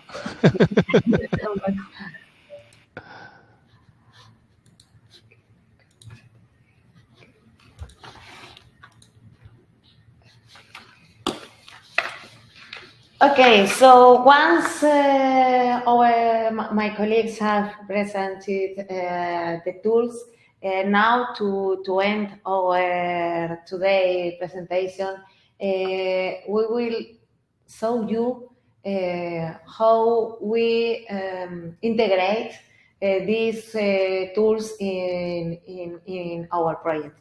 To do that, I give the floor to my colleague Maria Asensio. Hello, as my colleagues explained before, the assessment of SSBD in the STELA project has following these steps: the design, the production and use, and the end of life. For that, we have realized an SSBD activity, establishing in each of these stages the inputs, taking in account the SSBD objectives, the hotspots, using the tools explained previously by James and Sarah, and the established requirements. Also, we establish the outputs of each phases and the final results. Okay, the first step is the design. For the design, we have identified the priorities for the substitution of plastic additives in the matrix, in the fibers, in all the materials used in the STELA project, and also we study what additives are in the future application, in the construction, in the window frame, and in the scooter platform. For this, as I said before, the SSBD inputs in this phase are the source of the material, the selection of the additives, the type of the can, looking for the additives to be safe and sustainable, also alternatives, and the type of the fibers, looking for natural fibers. Well, what are the hotspots of this first step of the design? The hotspots we have identified are the formation of reversible epoxy resins with cans. In this first step hotspot, we have an input from the work package 1. We have developed yet this deliverable 1.1 when we have identified the priorities for substitute the plastic additives for the epoxy resins. The second hotspot is the sustainable and recyclable blends of fibers with epoxy resins. Also, we have inputs from this deliverable and activity. The test of recyclability of the materials developed and the test of biodegradability of the materials developed. What happens if these hotspots doesn't work or doesn't comply the objectives or the range of the values?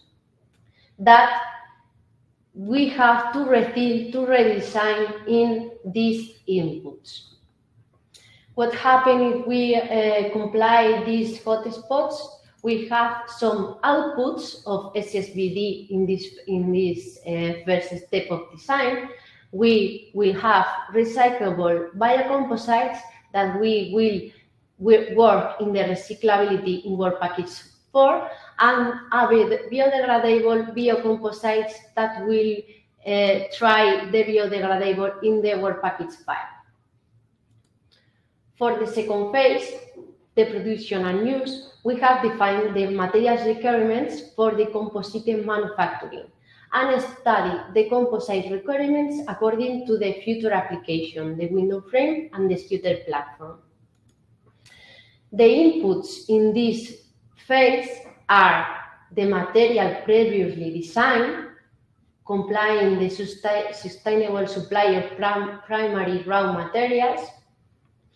The process in this step is important to look for processes, clean, green, and efficient production processes, and the product that must comply the functionality and the performance.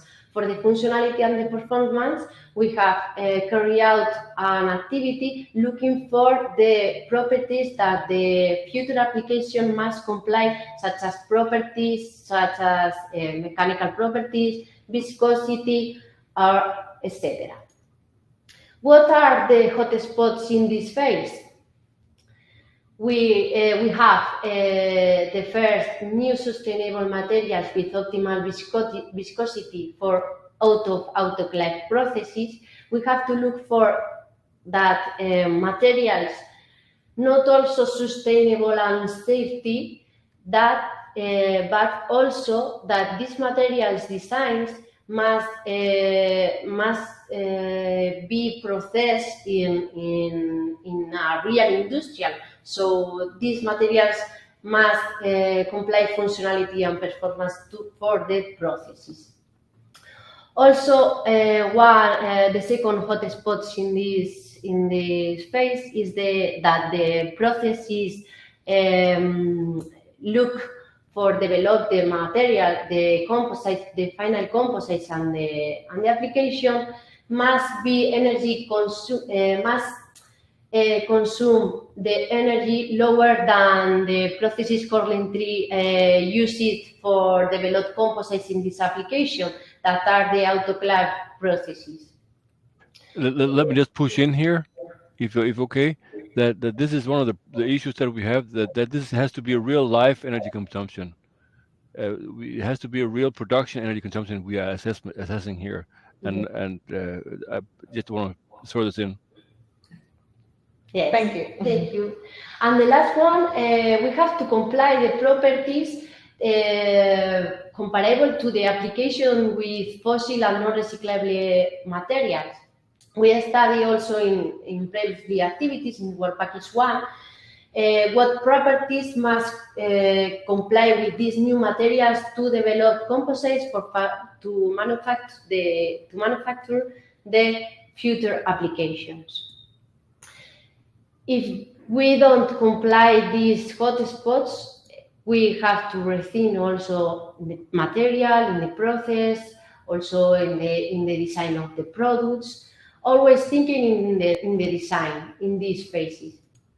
And if these hotspots are okay, we will have SSBD outputs for the next steps, such as one prototype feasible, one production process efficient, and one prototype durable and complying with the properties that the application must comply.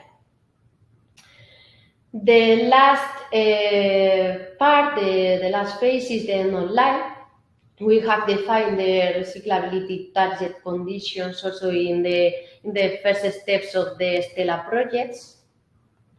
And the inputs for these stages are the materials fabricated or manufactured in the previous step, the biocomposites with the resins designs and the fiber design. And these materials must comply in this phase the recyclability. For this, as I said before, we study the target conditions for the recycling, the enzymes for the biological recyclings, the solvents for the chemical recyclings, and alternative recycling methods as heat and radiation. The hot spots for this end of life are that we should recover materials with quality properties for revalorization. We have to make an environmental analysis of the recycling processes, looking for the best option for recycling these final products or biocomposite materials. And with all of this information, we have to decide and select the most efficient recycling techniques. And let me just throw in here as one more thing. We discussed earlier the hazards and the with the environmental for people who works with it, and it is our experience that during recycling processes we must be very much aware that we don't introduce new hazards for the work environment. We discussed it earlier, and so I just want to mention that this is an important task when we do the recycling, and that it's another little, that the environmental analysis hotspot is as well for the work environment and for the new introduction of other hazardous products. Don't you agree, Sarah? Yeah, sure. That is one of the main. Yeah. Actually, yeah. That will be one of the main keys of the end of life, and also evaluate the potential of the biodegradative of the different environmental compartments. Yep. We try to comply all the objectives of the SSBD as my colleague said. And if not, we again have to rethink and redesign also the recycling processes. And if these hotspots are okay, we will have SSBD outputs. We will have a secondary raw materials with quality and sustainable and safety objectives, okay? And we will have a recycling process scaled also in the Stella project. To finalize, we want to say in the Stella project, we want to achieve a lot of objectives such as achieve a recyclable biocomposites, biodegradable biocomposites, an efficient production process, a prototype feasible and durable, and to obtain secondary raw materials and a recycling process scaled to summarize the objectives of Stella. But always... Alicia? Yeah. Should we succeed in hitting all those goals, we are going to have a big party, because those are large goals to have in a one project. Yes, for that we have we want to say in this slide we have worked together with and collaborate partners from Stella and partners from other projects in workshops like this, trying to best in SSBD objectives, in the design of new materials, new processes of manufacturing or processes of recycling, always trying to achieve a sustainable and safety materials. Is that for all? Thank you for your attention. Okay, thank you for this very nice presentation of your methodology and the overall project. So we have actually 10 minutes for the question. I invite you again to use the question tool if you have any question for the Stella project. I have a question actually that maybe I missed this information. The need to have two work packages, one focused on sustainability and another one focused on safety, is that mainly organizational or better institutional because the partners are separated, or you can streamline better your work in this way? Because finally, the two lights of the traffic lights that you've shown, I think that one comes from one work package and the other from the other one. Well, sustainability is one thing, and we find that it's pretty efficient to split it the way we've done it, and I find that the split between the valuation of hazards and toxicology and between the sustainability, I think it's a fair split, because I think we have different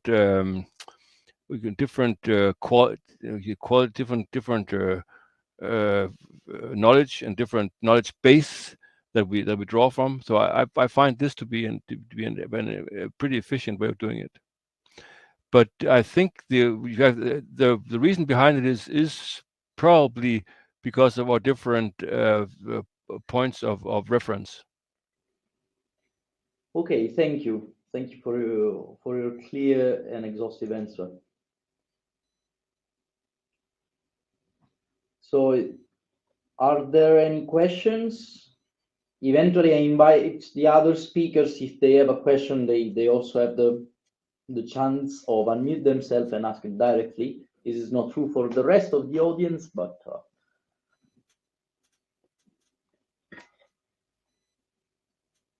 well, okay. Then if this is not the case, I thank you again, all the Estella project members to give this nice overview of the project and their method and their methodology. And I invite everyone to go back on Menti. Let me share. So you have to go on menti.com. Let me share again. But let me just say, if we make the successes that we anticipate or hope for, we will invite you all to the party. Then I look forward. I love party.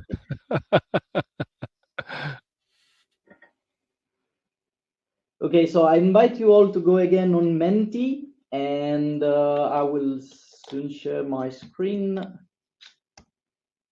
Am I?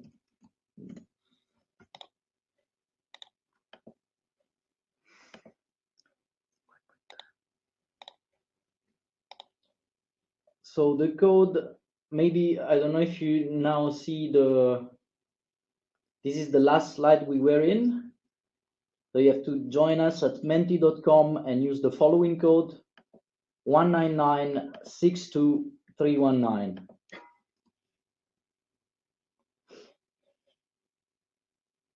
So let's, okay, actually this question was supposed to be this morning, but let's say what, this is free answer. You have no limits. What was your interest in this workshop, or why you aim to participate in here?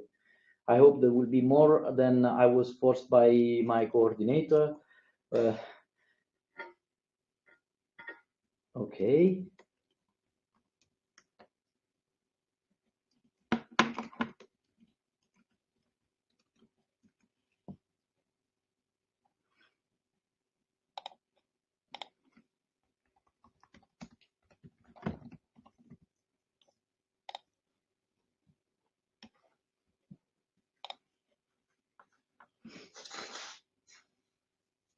Okay,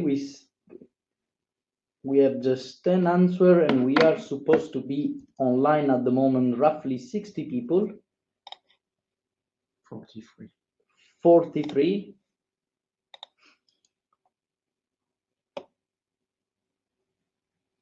Okay, so let's see what are the SSBD researching project. Learn about the experience of the research teams of the SSBD case studies, know more about other projects, understand the SSBD framework implementation, learn about SSBD coordination, learns what other projects are doing, establish a framework in the SSBD European project. So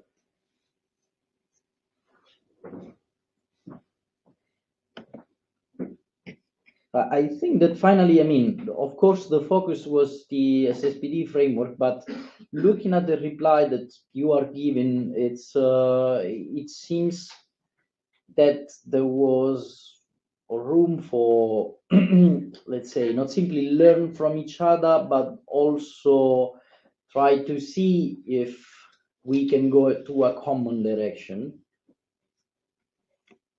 How to deal with 3 aspects: uncertainty, lack of data, KPIs.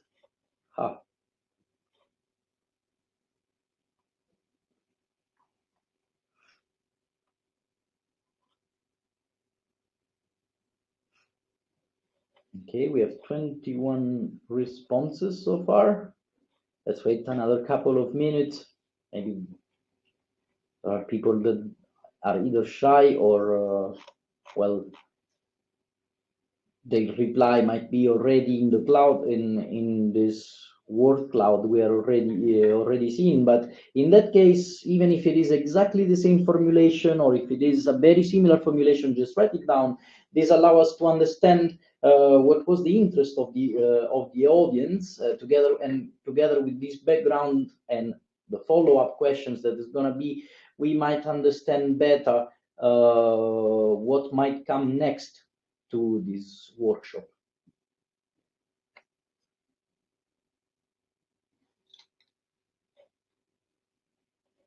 Okay, it seems that we have leveled off to 21 response. Okay, let's move then to our next question. So, what is the technology readiness level of the application product you are actually working on? And for those who are not familiar with Dragon Ball, that's what the three images come from.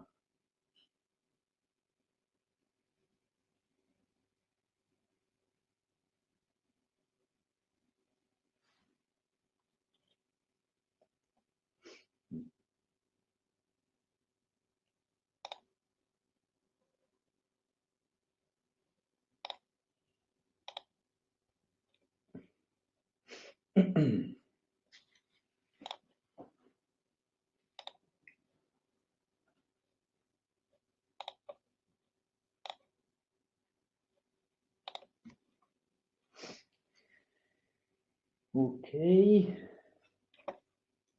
17, 18. See if we can reach. So anyway, it seems that we are relatively, I mean, there is quite some interest in the intermediate TRL, so open moving forward to their commercialization, industrialization of the product that they, or application that they are proposing.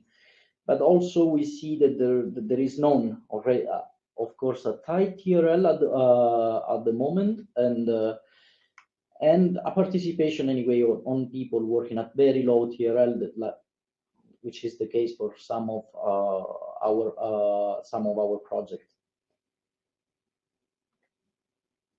Okay, thank you. Okay, it seems okay. 14 people between TRL 4 and 6, 3 people at TRL 1 to 3, and just one replied working on any development. Well, this is the scope of this workshop is also that of letting people understand what SSBD is and how European projects are contributing to the implementation of this SSBD framework. Okay, let's wait still a few more minutes, a few more seconds, I would say. Seems that we have no more reply, so let's go to the next question then. So before the workshop, what was your knowledge about SSBD in general as a topic?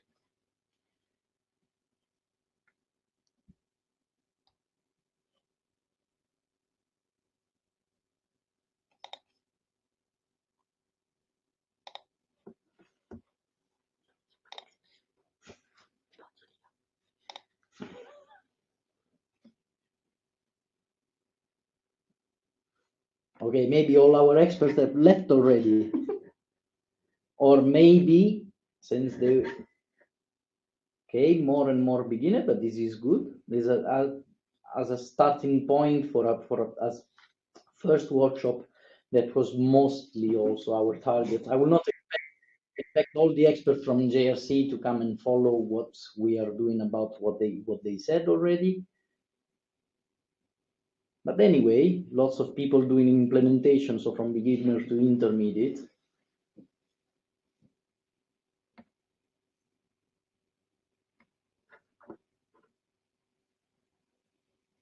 Okay. Have you replied? Okay, so here at COA we are replying as well. We have leveled off to 21 answers. Let's then move to the next question. What do you think about this workshop? Was the information useful to you, or did it satisfy your expectation?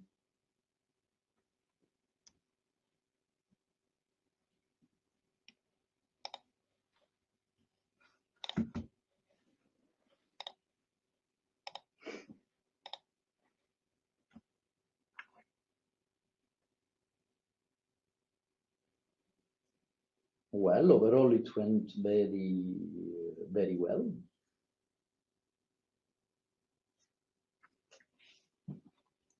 Yet we have reached the cap limit of 21 answers, so I think that we can move forward to the next question. And do you think there is any topic that should have been improved, or that we should have given more details about something specific?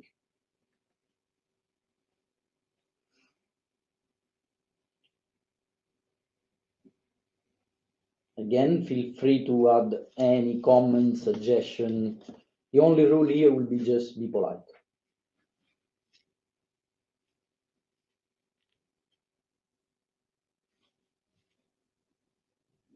Okay, we have methodologies.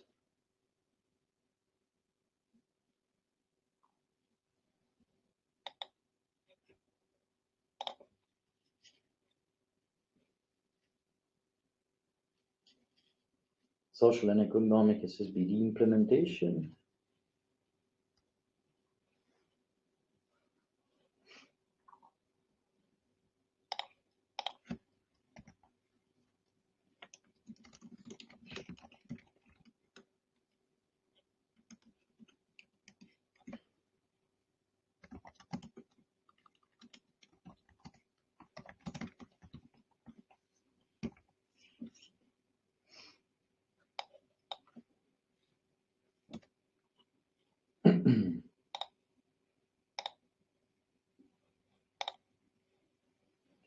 More practical approaches should have been shown, mainly for the results report and interpretation. More details on the practical assessment, even if still in progress, to understand limitation and real case study issues. How to manage scaling up. Okay, it seems that there are a lot of suggestions, and thank you very much. Just as a reminder, I know that lots of people might have wanted to see results on about the case studies as well, but I want to remember that all these projects just started. They are 25% of their project lifetime, roughly, and so now we are starting collecting results. Thank you anyway for this feedback. For sure, it will be very helpful eventually for the organization, possibly for the organization of other workshops. But this workshop was mostly focused on showing what our methodology, our vision at large about our implementation. Main result once the project are more advanced. More discussion on SCC and social life cycle assessment. Use phase of the products, yes, that will come, hopefully will come later. In the case of Surpass anyway, we will reach low intermediate level of TRL, so the finite product and the final product will still be, let's say, far away, but yes, that can be also a suggestion.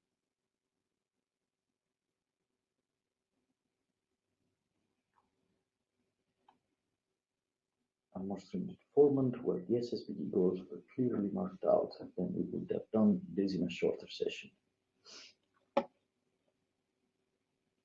Okay, thank you. There are no other replies at the moment, so I'll move to the next slide. And now we go specific to the next workshop. What would you like us to treat? And again, this is with this question help us prioritizing what to do next. So even if you see your reply already somewhere, give it again. It will give more weight to that item.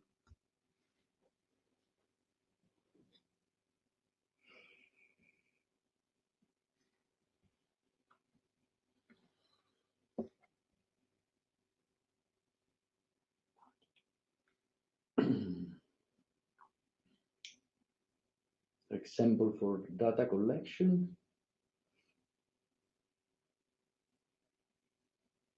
Inventory of plastics.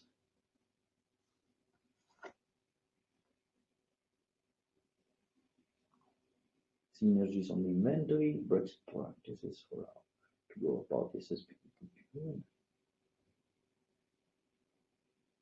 Data templates.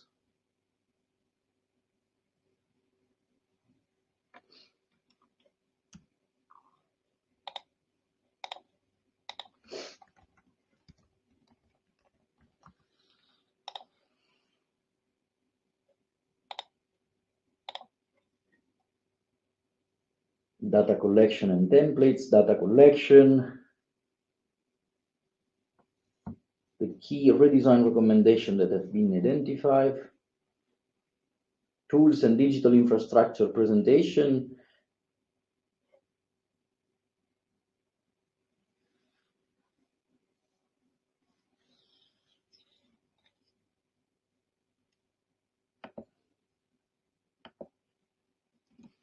Most important KPI to cover.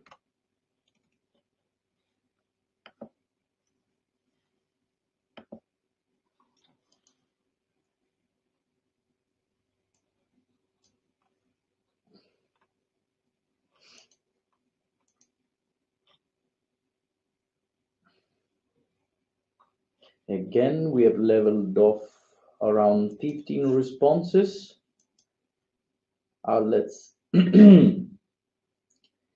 it seems so far that the data collection, data templates, data treatment is the tool that have more votes at the moment. It's not that the other will not be considered. As I said, this is just for prioritizing and understanding what is the interest the audience has. But this is the moment for all those who want to hear about something else to vote just on that one. And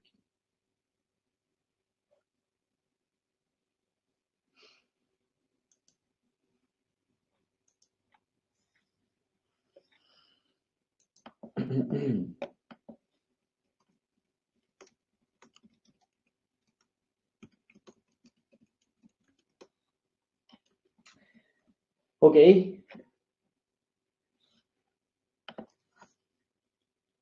Any auto-defined criteria values.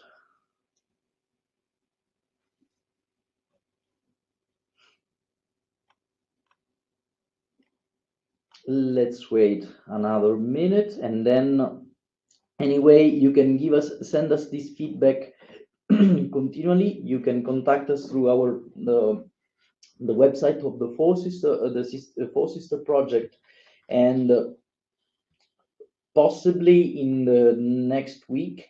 Next week, you will also receive a satisfaction questionnaire in which we will put our email address so that you can reach directly to us if you have, again, any specific question, or if you want to raise a point, and that might come even later. I mean, I understand that maybe you need to digest, let's say, the information and think about what actually you would like to have next in a future workshop.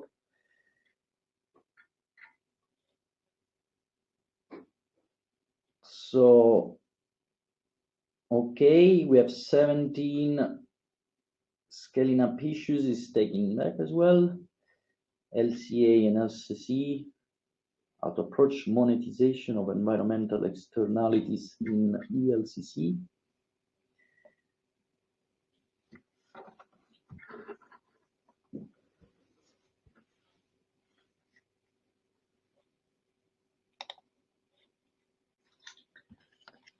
Tools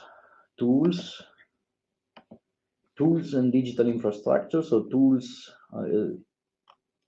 is gaining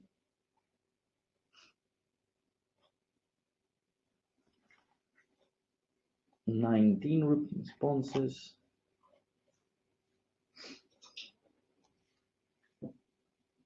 No.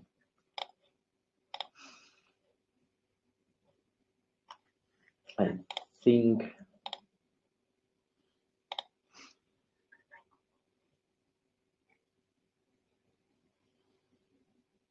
how to elaborate social LCA based on SSPT.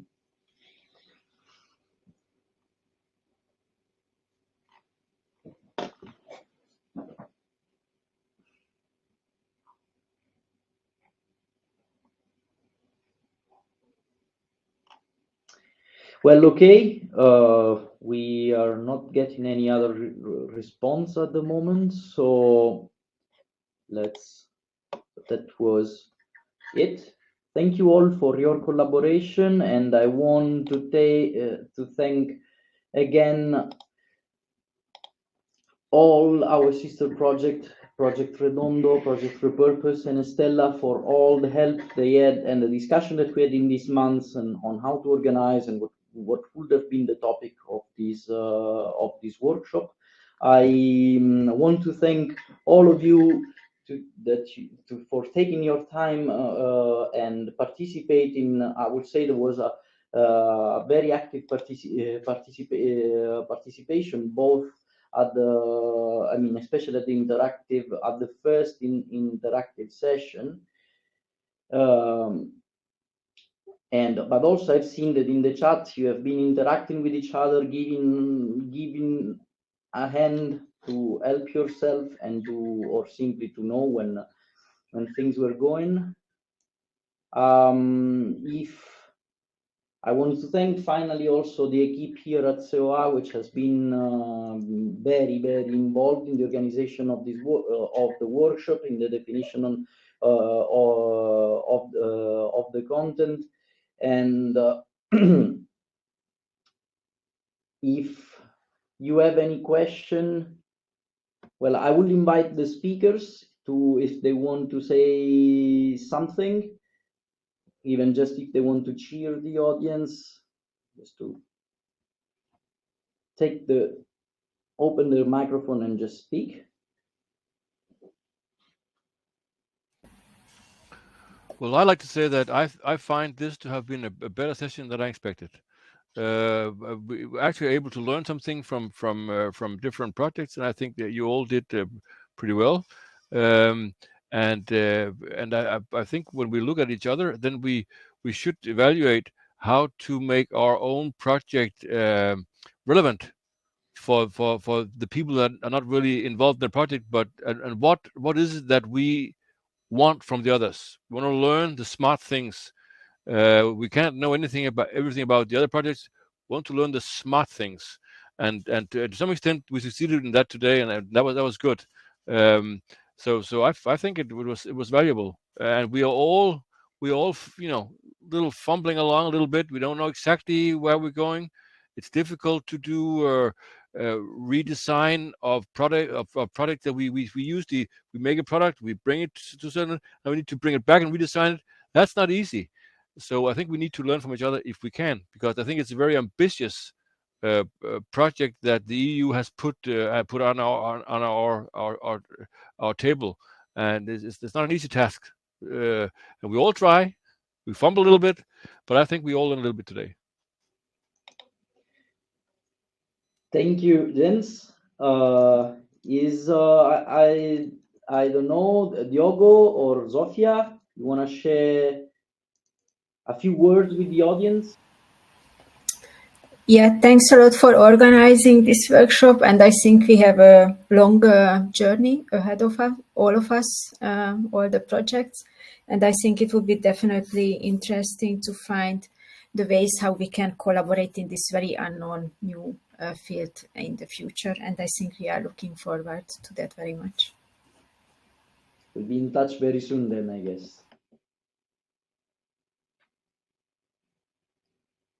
Yeah, I also think it was a great new workshop, and a follow-up for this workshop would be very interesting, covering the tools and the assessments that we will conduct down the line and provide those results. I think there's much to learn, and as Jen said, if we achieve these objectives, it will be really, really important for all the projects. Belen, Yvonne, you want Alicia? Maybe in this order or in no? fine for Belen. Just to say thank you again, all the presenters, and for sure Andrea team for the organization. And it has been a pleasure to be with all of you. I think that all of us have learned a bit more about this new concept that we have to include more and more in the next and very close future and developments in all the new. Sorry, Andrea, are you saying something? No. It's sorry. We are a few people in the same room, so even. Okay. Just this. For our side, thank you again for the organization, and thank you all of you, the rest of the projects, my colleagues. I think it has been a good first workshop. I think it's a good opportunity to put in common our strategies and our worries about this new framework. And it's great to have the opportunity to work with projects that are in line with our project and know that we have the support of you in our SSBD future activities. So thank you, and we'll work together in the future. Okay, last but not least, I would like to hear from Yvonne and Sebastian Artus, the two work package leader of the SSBD work package in Surpass. Yeah. Go ahead, please. Go ahead, Yvonne. Yeah, thank you. I agree with what's been said already. It was a really good workshop, and it was good to see what the other projects are doing and the issues they're struggling with. And I think really we can learn a lot from each other also during the process. So it would be really good if we can collaborate along the way and see what we all encounter. Thanks, Ivan. Yeah, I think it's very interesting, and as it showed at the beginning, sustainability is a cross-skill area, and we have to work together, and some people in some different field of work have to learn to work together to provide this integrated approach, and it's one of the challenge. And workshop like this, I think, allow to exchange and cross our knowledge. Well, Andrea? Yes. Do you guys see the pictures behind me? Yes. This is real recycling. These are my two daughters. Oh. Thank you. Thank you again to everyone to the speakers and the audience for participating to this workshop, and stay tuned on our social media or subscribe to our newsletter for news and upcoming events. Bye everyone. Thank you. Bye. Thank you. Bye bye. Bye. Bye.